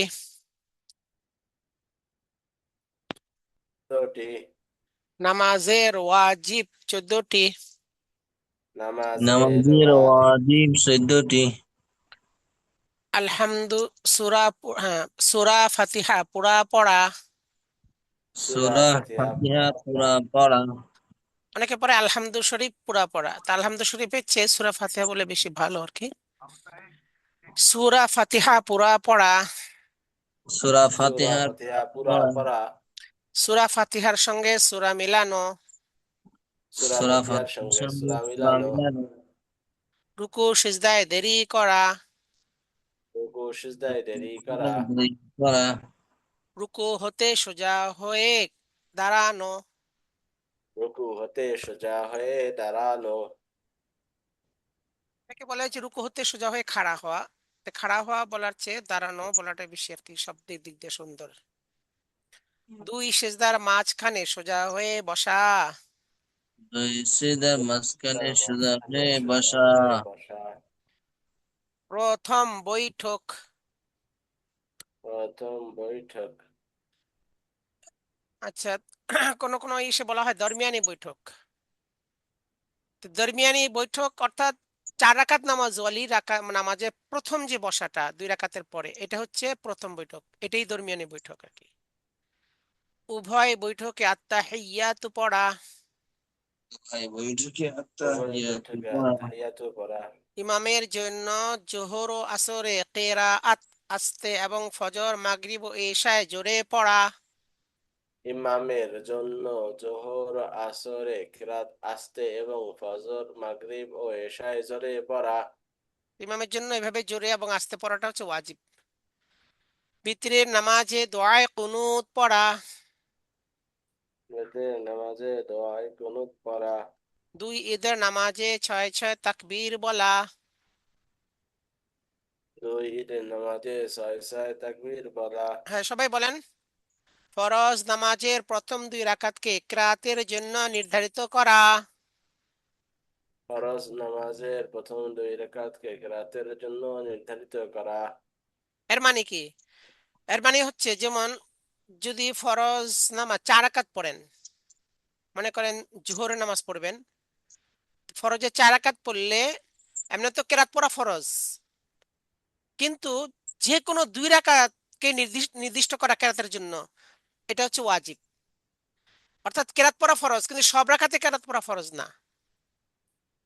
হ্যাঁ, মানে 2 রাকাতে কেরাত পড়া ফরজ, আর অন্য 2 রাকাতে কেরাত পড়া হচ্ছে মুস্তাহাব।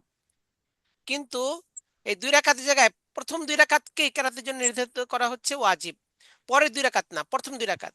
তো যদি পরের 2 রাকাত কেরাত পরে প্রথম 2 রাকাত না পড়ে, তাহলে ওয়াজিব ছুটে যাবে।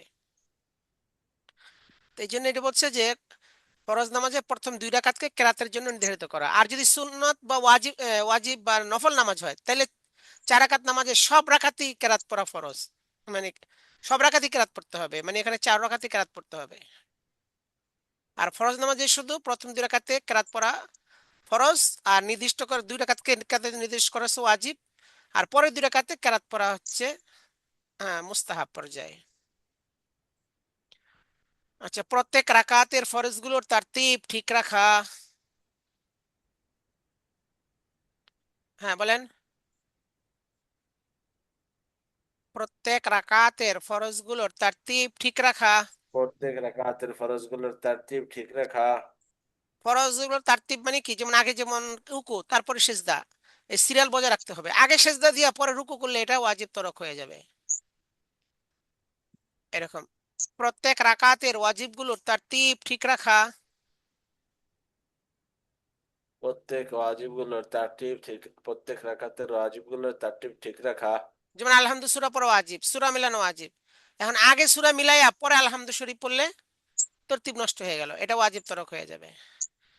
আচ্ছা, সালাম বলে নামাজ শেষ করা। সালাম বলে নামাজ শেষ করা। এমনি তো কোনো কাজ করে নামাজ থেকে বের হওয়া হচ্ছে ফরজ, কিন্তু অন্য কোনো কাজ না করে সালাম বলে শেষ করা হচ্ছে ওয়াজিব। আর এই ক্ষেত্রে আসসালামু এটা হচ্ছে ওয়াজিব, আলাইকুম বলা সুন্নত, ওয়া রাহমাতুল্লাহ বলা মুস্তাহাব।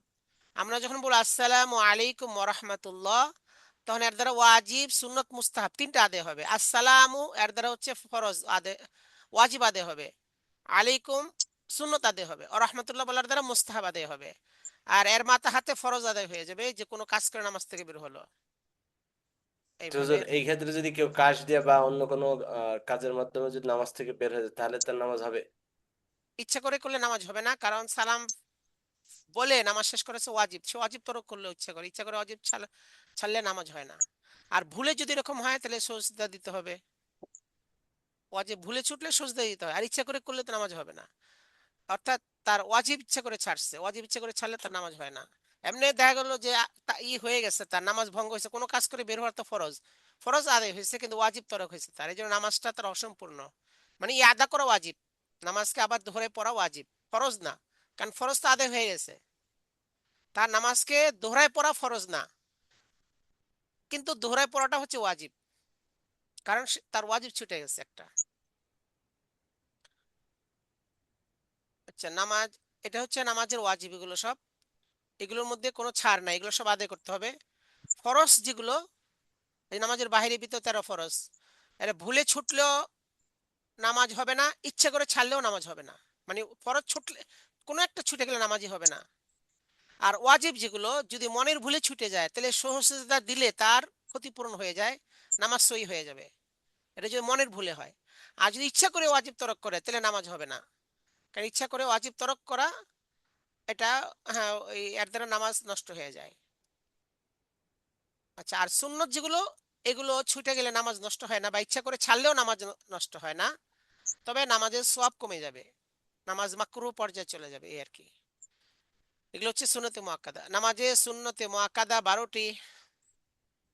নামাজের সুন্নতে মুআক্কাদা 12টি। 2 হাত উঠানো, 2 হাত বাঁধা।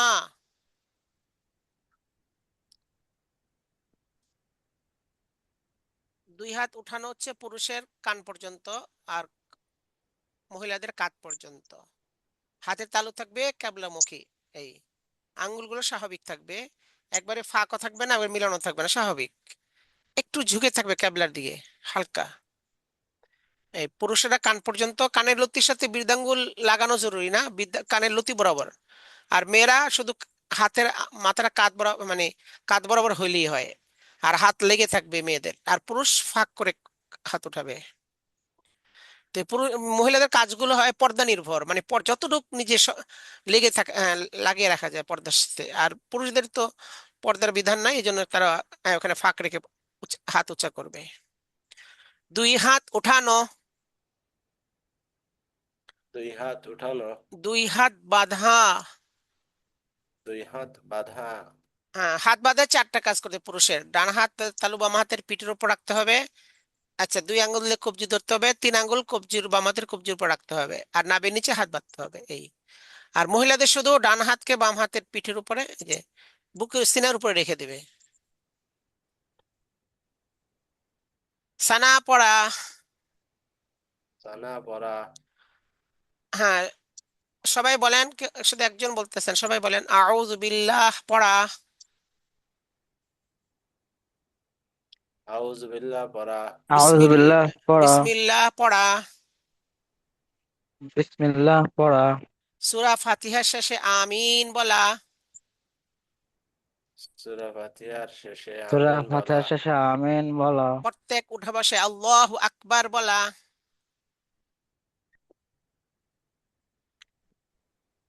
প্রত্যেক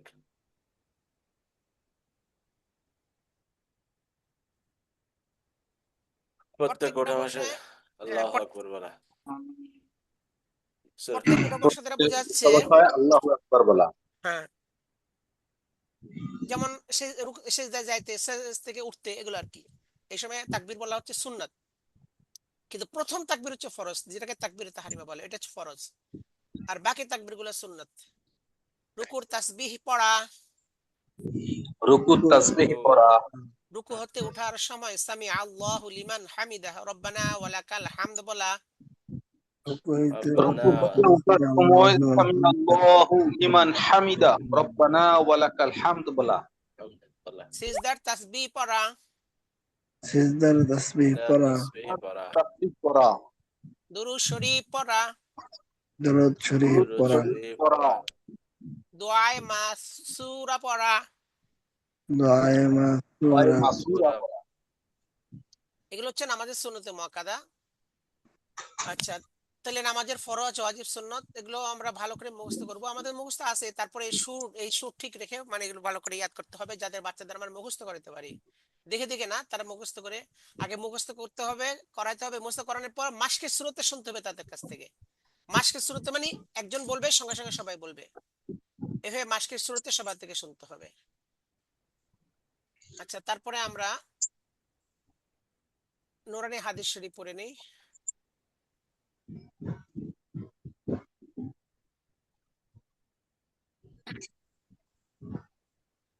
আমরা নামাজ বিষয়ে হাদিস পড়েছি 2টা। এরপরে কবরের সিজদার বিষয়ে একটা হাদিস আমরা পড়বো। হাদিস শরীফ। হাদিস শরীফ। কবরে সিজদা করার বিষয়ে একটি হাদিস। কবরে সিজদা করার বিষয়ে একটি হাদিস। আমি যেভাবে বললাম, আপনাকে কিন্তু এইভাবে পড়াইতে হবে। এখানে যা লেখা আছে এইভাবে যদি পড়ানো হবে না, আগে বলতে হবে হাদিস শরীফ, তারপর বলবেন কবরে সিজদা করার বিষয়ে একটি হাদিস, এরপর বলবেন 1 নম্বর হাদিস। মানে হাদিসটা একটাই, এখানে একটা অপারেশন নম্বর না বললে হবে। বলবে ক্বালা নবিয়্যু, এটা বলতে হবে। তারপরে হাদিস বইলা, তারপর হাদিসটির অর্থ হযরত নবী করিম সাল্লাল্লাহু আলাইহি ওয়াসাল্লাম ইরশাদ করেছেন এটা বইলা, তারপরে অর্থটা বলতে হবে। এই তরতিব খেয়াল রাখবেন, প্রত্যেকটা হাদিসে এই নিয়ম ফলো করতে হবে। হাদিস শরীফ। হাদিস শরীফ। কবরে সিজদা করার বিষয়ে একটি হাদিস। কবরে সিজদা করার বিষয়ে একটি হাদিস। قال النبي صلى الله عليه وسلم قال النبي صلى صلى الله عليه الله وسلم عليه وسلم لا تتخذوا القبور مساجد لا تتخذوا لا القبور تتخذوا مساجد القبور مساجد لا تتخذوا القبور مساجد لا تتخذوا لا القبور تتخذوا القبور مساجد হাদিসটির অর্থ হযরত নবী করিম সাল্লাল্লাহু আলাইহি ওয়াসাল্লাম ইরশাদ করেছেন হাদিসটির অর্থ হযরত নবী করিম সাল্লাল্লাহু আলাইহি ওয়াসাল্লাম ইরশাদ করেছেন কবরকে সিজদার জায়গা বানিও না ওয়াসাল্লাম ইরশাদ করেছেন কবরকে কবরকে সিজদার জায়গা বানিও না কবরকে সিজদার জায়গা বানিও না কবরকে কবরকে সিজদার সিজদার জায়গা জায়গা বানিও না কবরকে সিজদার জায়গা বানিও না এর মানে কি কবরকে সিজদা করো না অথবা কবরের স্থানে নামাজ পড়ো না অনেকে যে মাজারে যায় কবরের দিকে ফিরে নামাজ পড়ে অথবা সিজদা করে এটা নিষেধ এই জন্য পীর ফকির এইভাবে তার নামে মানত করে এটা তো শিরিক মানত একমাত্র আল্লাহর জন্য হবে সিজদা একমাত্র আল্লাহর জন্য হবে পীর মাজারে সিজদা করলে তার ঈমান নষ্ট হয়ে যাবে মানত করলে তার ঈমান ক্ষতিকর হবে কারণ এই জিনিসগুলো হালাল মনে করলে ক্ষতিকর হবে মানে ঈমান নষ্টের আশঙ্কা আছে আর এগুলো হালাল মনে না করে করলে তখন তো এটা মানে কাজগুলো কুফরি কাজ আচ্ছা তারপরে হচ্ছে দোয়া বিষয় হাদিস দোয়া বিষয়ে দুইটি হাদিস দোয়া বিষয়ে দুইটি হাদিস এক নাম্বার হাদিস আমি যেভাবে বললাম ঠিক এভাবে কিন্তু বলতে হবে বাচ্চাদেরকে এভাবে মুখস্থ করাবেন আর তাদের মুখস্থ করা বাচ্চাদের পড়ানো নিয়ম হলো হাদিসগুলো আগে বোর্ডে মানে আদ-দুআ মুখুল ইবাদাহ মানে কেন এটা বোর্ডে লিখবেন মাঝখানে লিখে তারপরে দোয়া বিষয়ে দুইটি হাদিস এটা বইলা এক নম্বর হাদিস এর বইলা তারপরে ক্বালান নবী সাল্লাল্লাহু আলাইহি ওয়াসাল্লাম এটা বলবেন বইলা তারপর আরবিটা বলবেন আদ-দুআ মুখুল ইবাদাহ এভাবে বইলা মুখস্থ করায়া তারপরে বলবেন হাদিসটির অর্থ হযরত নবী করিম সাল্লাল্লাহু আলাইহি ওয়াসাল্লাম ইরশাদ করেছেন দোয়া ইবাদতের মগজ এইভাবে মুখস্থ করানোর পর এরপর তাদের থেকে শুনবেন একজন মাসকের স্রোতে মানে একজন দাঁড়ায় বলবে সঙ্গে সঙ্গে সবাই বলবে আবার তার বলা শেষ হলে বসে যাবে এরপর আরেকজন বলবে এইভাবে করে মাসকের স্রোতে এইভাবে সবার থেকে শুনবেন মানে যখন বুঝবেন সবার মুখস্থ হয়ে গেছে বাস এরপর আবার সামনে চলবেন এইভাবে দোয়া বিষয়ে দুইটি হাদিস দোয়া বিষয়ে দুইটি হাদিস এক নাম্বার হাদিস এক নম্বর হাদিস قال النبي صلى الله عليه وسلم قال النبي صلى قال الله النبي عليه صلى الله وسلم الدعاء مخ العبادة الدعاء الدعاء مخ العبادة دعاء عينك গলা চিপে বলতে হবে الدعاء مخ العبادة الدعاء مخ العبادة হাদিসটির অর্থ হযরত নবী করিম সাল্লাল্লাহু আলাইহি ওয়াসাল্লাম ইরশাদ করেছেন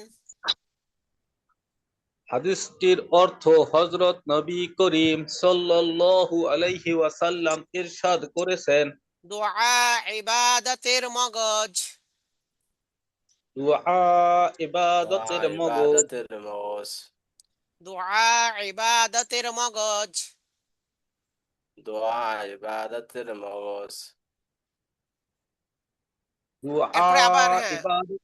এবার যখন 2 নম্বর হাদিসটা পড়াবেন তখন আবার বলে নেবেন এটা দোয়া বিষয়ে দুইটি হাদিস দোয়া বিষয়ে দুইটি হাদিস 2 নম্বর হাদিস 2 নম্বর হাদিস قال النبي صلى الله عليه وسلم قال النبي صلى الله عليه وسلم الدعاء يرد البلاء الدعاء يرد البلاء الدعاء يرد البلاء হাদিসটির অর্থ হযরত নবী করিম সাল্লাল্লাহু আলাইহি ওয়াসাল্লাম ইরশাদ করেছেন হাদিসটির অর্থ হযরত নবী করিম সাল্লাল্লাহু আলাইহি ওয়াসাল্লাম ইরশাদ করেছেন দুআ মুসিবতকে দূর করে दुआ मुसीबत के दूर करे দুআ দুআ বালা মুসিবতকে মুসিবতকে দূর দূর করে করে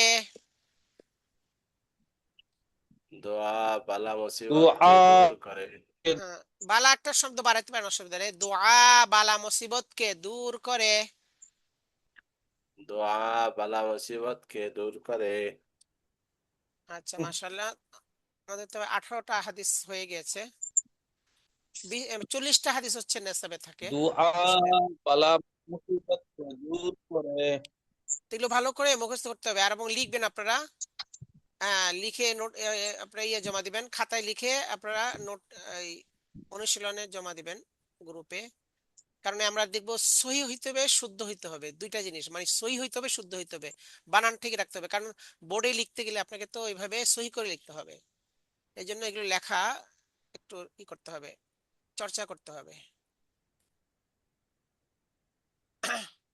আচ্ছা তারপরে আমরা নামাজের মাসালা পড়েছিলাম নামাজের মাসালার মধ্যে আচ্ছা সানা পড়া হয়েছে তারপরে রুকুর তাসবিহ সিজদার তাসবিহ আমরা আজকে তাশাহুদ পড়ব 4 রাকাত নামাজের মধ্যে 2 রাকাতে পড়ে বসে তাশাহুদ পড়তে হয় তাশাহুদ পড়া ওয়াজিব অথবা শেষ বৈঠকে তাশাহুদ পড়তে হয় হ্যাঁ বলেন তাশাহুদ তাশাহুদ التحيات لله والصلوات والطيبات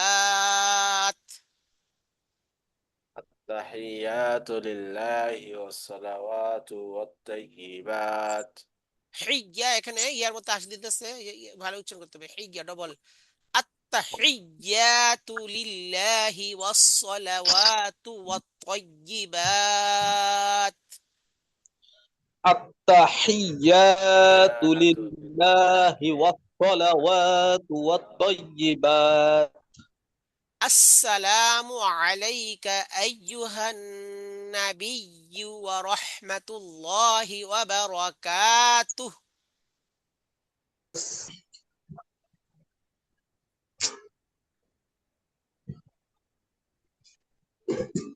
হ্যাঁ বলেন সবাই أيها النبي ورحمة ورحمة الله الله وبركاته السلام علينا وعلى عباد الله الصالحين السلام علينا وعلى عباد الله الصالحين أشهد أن لا إله إلا الله وأشهد أن محمدا عبده ورسوله أشهد أن لا إله إلا الله وأشهد أن محمدا عبده ورسوله আচ্ছা কালিমাগুলো আর এই যে নামাজের এই যে দোয়াগুলো এগুলো নিয়ম হলো আপনি বোর্ডের মধ্যে দোয়াটা লিখবেন লিখে ছাত্রদেরকে লিখতে পারবেন তারা লিখবে এরপরে মুখস্থ করাবেন মুখস্থ করায় সবার থেকে মাসের শুরুতে শুনতে হবে আর এই ক্ষেত্রে দোয়া মুখস্থ করাতে হবে অর্থ এগুলো কালিমা আদি সালাতগুলো অর্থ সহ মুখস্থ করাতে হয় আর অন্যান্য দোয়া অর্থ সহ লাগবে না শুধু দোয়া মুখস্থ করে দেবে অন্যান্য যে আদি মাসনুনা খাওয়ার দোয়া ঘুমানোর দোয়া বিভিন্ন দোয়া ওগুলোর মধ্যে অর্থ লাগবে না শুধু দোয়া মুখস্থ করলেই চলবে আচ্ছা মাশাআল্লাহ তাহলে আজকে আমরা তো লেখার করেছিলাম আমরা সেদিন দেখেছি যে এক দাঁত দিয়ে 5 হরফ কিভাবে লিখতে হয় আজকে আপনারা সিলেটের মধ্যে দেখাচ্ছি, সিলেটের ভিতরেই।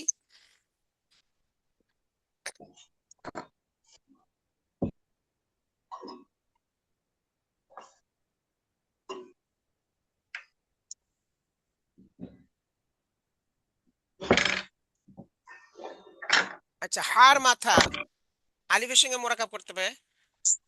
হাড় মাথার এইভাবে নিচের দিকে চলে যায়, এইভাবে দিয়ে উপরের দিকে। এটা হলো হাড় মাথা। আগে তো হাড় মাথা ছিল, মানে হা ছিল সোজা, কিন্তু মোরাক্কাব হওয়ার সময় এই মাথাটা সোজা থাকবে না, এরকম বাঁকা হয়ে যাবে এই মাথাটা আর কি। বাঁকা হয়ে আর নিচে সোজা হবে, নিচে সোজা হয়ে আলিফের সাথে মিলে যাবে। ওস্তাদ জি, স্ক্রিন বোধহয় শেয়ার হচ্ছে না, এখন দেখা যাচ্ছে। স্ক্রিন শেয়ার হয়েছে, মানে অর্থাৎ এটা বড় হচ্ছে না, বড় করে দিচ্ছি। এখন দেখা যাচ্ছে? এখন দেখা যায়? ব্ল্যাকবোর্ডটা মানে হ্যাঁ, আর একটু উপরে। হুম। হ্যাঁ যাচ্ছে মান। আচ্ছা দেখেন, এবার লিখে দেখাচ্ছি। আচ্ছা, এটা হলো হাড় মাথা। মনে করেন শুধু হাড় লিখতে তো হাড় মাথা সোজা ছিল, এভাবে ছিল, কিন্তু মোরাকাব করার সময় এই মাথাটা এই নিচের দিকে চলে যাবে, নিচের দিকে চলে আসা এই নিচের মাথা সোজা হয়ে উপরে উঠে যাবে এই। আচ্ছা, আবার লিখে দিচ্ছি দেখেন।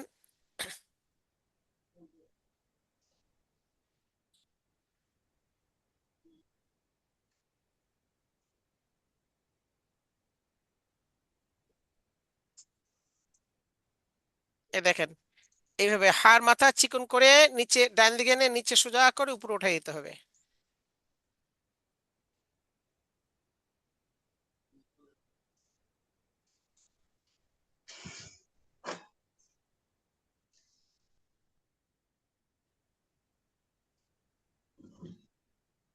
হুম।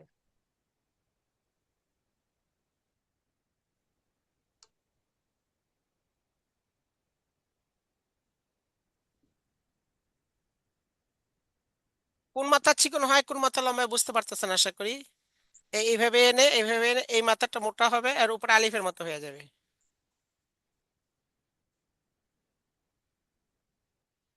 আচ্ছা, তিনটা লিখতেছি, হা খ জিম দিয়ে হা আলিফ খ।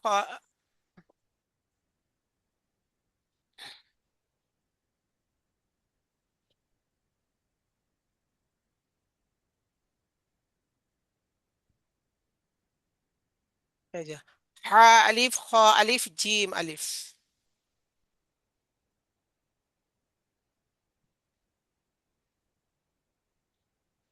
যাদের সিলেট আছে লাইনে লাইনেও লিখতে পারেন, লাইনের সাথে মিলায়া।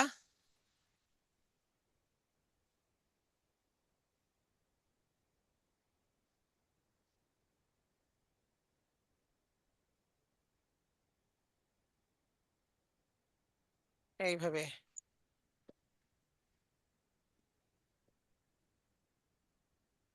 দেখেন, হা আলিফ খ আলিফ জিম আলিফ। আচ্ছা, বেশি বেশি আমরা লিখবো, লিখে লিখে, হ্যাঁ যত লিখবেন তত ইনশাল্লাহ লেখাটা সুন্দর হবে। লিখতে লিখতে আর লেখাটা হলো কি, লিখতে লিখতে হাতের একটা যশ চলে আসবে, এই জন্য প্রচুর লিখতে হবে। হা আলিফ খ আলিফ জিম আলিফ। আচ্ছা, এরপরে তিন দাঁত,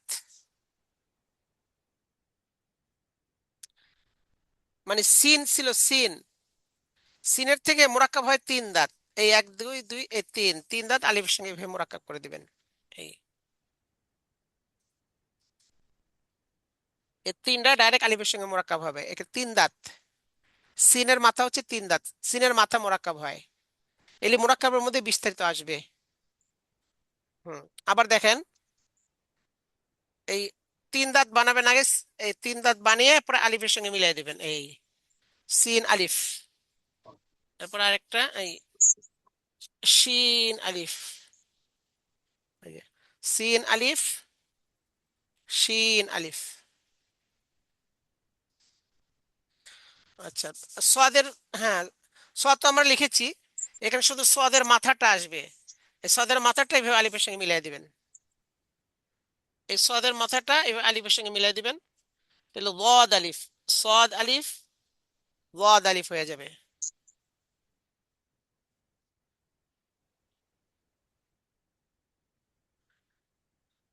আচ্ছা, তো লিখেছি আমরা, তো পুরোটাই তো লিখে শুধু বাম দিকে আলিফ দিয়ে দিবে, আলিফের সঙ্গে মিলাই হয়ে যাবে। এই মনে করেন এটা হচ্ছে ত, এই আলিফ বাম দিকে আলিফ দিয়ে দিবেন, এই ত আলিফ। তো পুরোটাই মোরাক্কাব হয়, এটা কোনো মাথা নাই। এই মনে করেন ত, হ্যাঁ এই পাশে আলিফ দিয়ে দেবেন, এই ত আলিফ। আর এই পাশে যে মনে করেন জ দিলাম, এই আলিফ দিয়ে দিলাম, ত আলিফ জ আলিফ। এরপর আইন, আইনের মাথাটা আসবে, পুরো আইন আসবে না, আইনের মাথাটা আলিফের সঙ্গে মোরাক্কাব হয়ে যাবে, আইন আলিফ। না মিলাইলে হবে হামজা, আর মিলে থাকলে হবে আইন।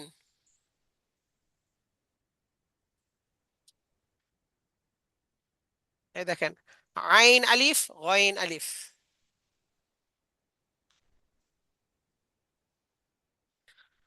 হ্যাঁ আবার লিখতেছি, দেখেন কোন মাথা চিকন হয় কোন মাথা মোটা হয়, ওটা খেয়াল করলে ওইভাবে লিখতে পারবেন।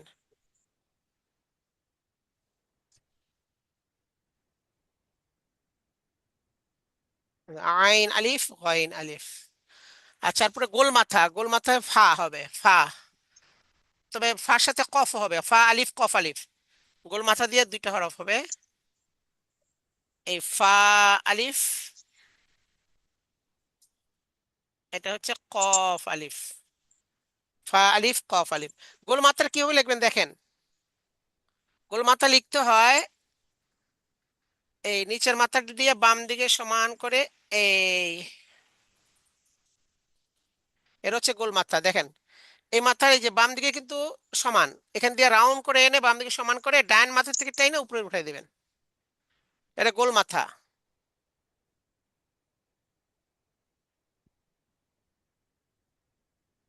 এই এবার এটা গোল মাথা, উপরে এক নক্তা দিলে হবে ফা, উপরে দুই নক্তা দিলে হবে কফ, এই যে ফা আলিফ কফ আলিফ।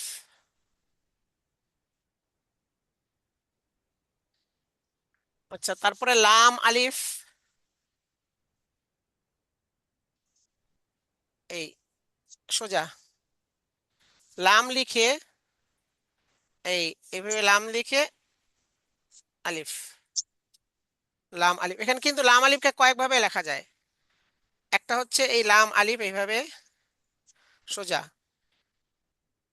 হ্যাঁ আরেকটা হচ্ছে এইভাবে লাম লিখে, এই আচ্ছা,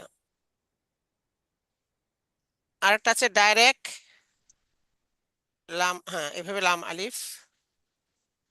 হ্যাঁ আবার দেখাচ্ছি, দেখেন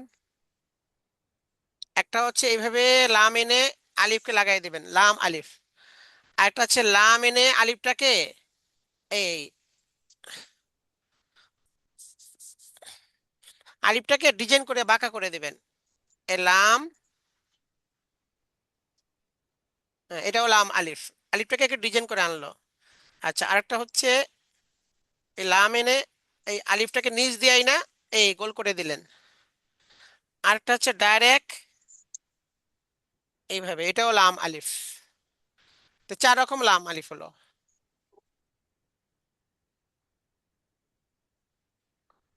আচ্ছা, তারপরে কাফ আলিফ, কাফ আলিফ হচ্ছে এইভাবে এনে এই সোজা। আচ্ছা, আবার দেখতে পারেন এই, হ্যাঁ কাফ আলিফ হচ্ছে এইভাবে আলিফটাকে এনে এই এখানে মোড়ার টান দিয়ে উপরে উঠাই দেবেন, এই আগে কাফ তারপরে আলিফ, এইভাবে কাফ তারপরে এইভাবে গোল করে উপরে উঠাতে আলিফ হয়ে যাবে। আবার দেখেন কোনাকুনি টান দিবেন, কাফ হবে, তারপরে নিচের দিকে গোল করে উপরে উঠাই দিবেন, এই কাফ আলিফ। হ্যাঁ আবার দেখেন এই কাফ গোল করে উপরে উঠাই দিবেন, এই কাফ আলিফ।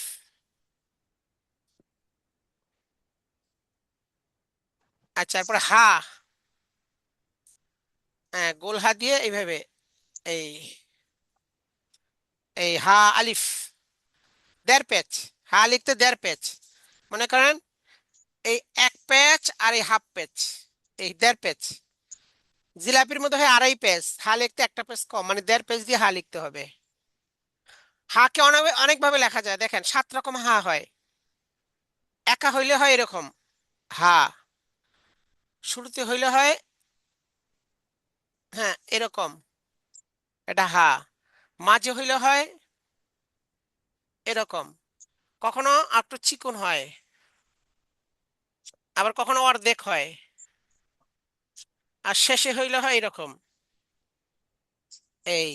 আর উর্দুর ফার্সির মধ্যে শেষে আবার এরকমও হয়। তো দেখেন কয় রকম হা হলো, 7 রকম হা। 1 2 3 4 5 6 7। উর্দুর ফার্সির মধ্যে লাস্টে এইভাবে এইভাবে হা হয়, এই 7 রকম হা। সবগুলো মাশাআল্লাহ। সবগুলো প্র্যাকটিস করবেন, এগুলো আমাদের মোরাক্কাবের মধ্যে আসবে। তারপর এইভাবেই প্র্যাকটিস করতে হবে। আচ্ছা হা, তার মধ্যে মোরাক্কাবের অক্ষরগুলো হয়ে গেল। 22 হরফ মোরাক্কাব হয়, আর বাকিগুলো মোরাক্কাব হয় না, প্যাসে লেখা যায় না, 22টা প্যাসে লেখা যায়। তারপরে পরবর্তী ক্লাস আমাদের মোরাক্কাব হবে। তবে আমাদের আরেকটা কাজ করতে চাচ্ছি, সেটা হলো আমাদের তো তবকা শেষ, হরকত উচ্চারণ শিক্ষাদান শেষ, তাই না? কি জি। বলেন? এখন যদি 7 তবকা একসাথে যদি আমরা দেখি, তাহলে জিনিসটা কিন্তু ভালো করে আমাদের জেহনেশিন হবে। কিন্তু 7 তবকা যদি একসাথে দেখাতে চাই, আপনাদের সবার ভিডিও অন করতে হবে। তাইলে হবে কি, ডায়মন্ড প্র্যাকটিক্যালটা খুব মানে একটা আজিমুসান প্র্যাকটিক্যাল হবে। তো সবার ভিডিও যদি অন করেন একবারে, এবং এখানে ওই করে যেটা দেখাচ্ছি,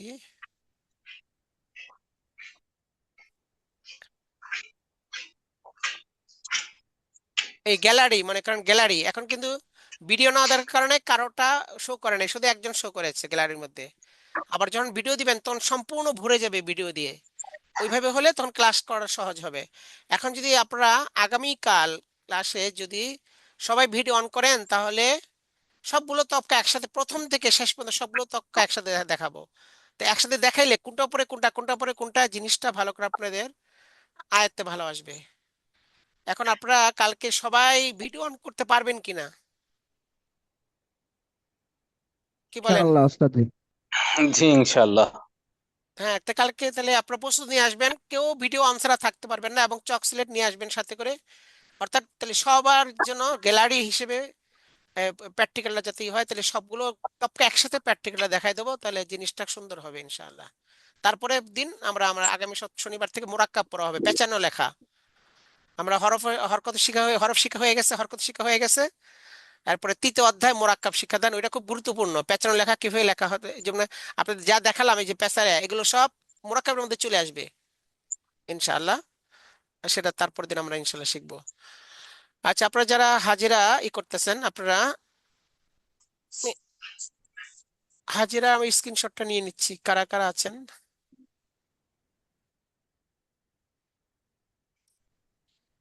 আচ্ছা, হাজিরার স্ক্রিনশট নিয়ে নিচ্ছি। এরপর আপনারা ওই যে চ্যাটের মধ্যে রোল নম্বর লিখে দিতে পারেন, তাহলে হাজিরাটা পূর্ণ হয়ে যাবে। এখন আমরা দোয়া পড়ি, আজকে এ পর্যন্তই।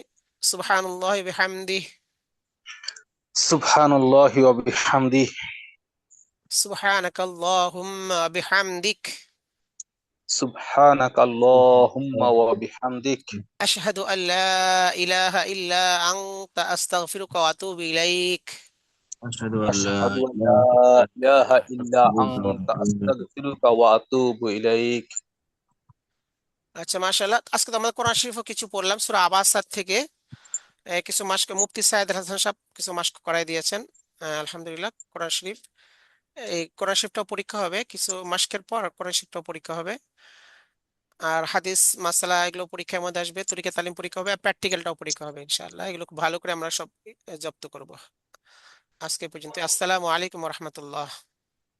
وعليكم ওয়া আলাইকুম السلام আসসালাম ওয়া রাহমাতুল্লাহ।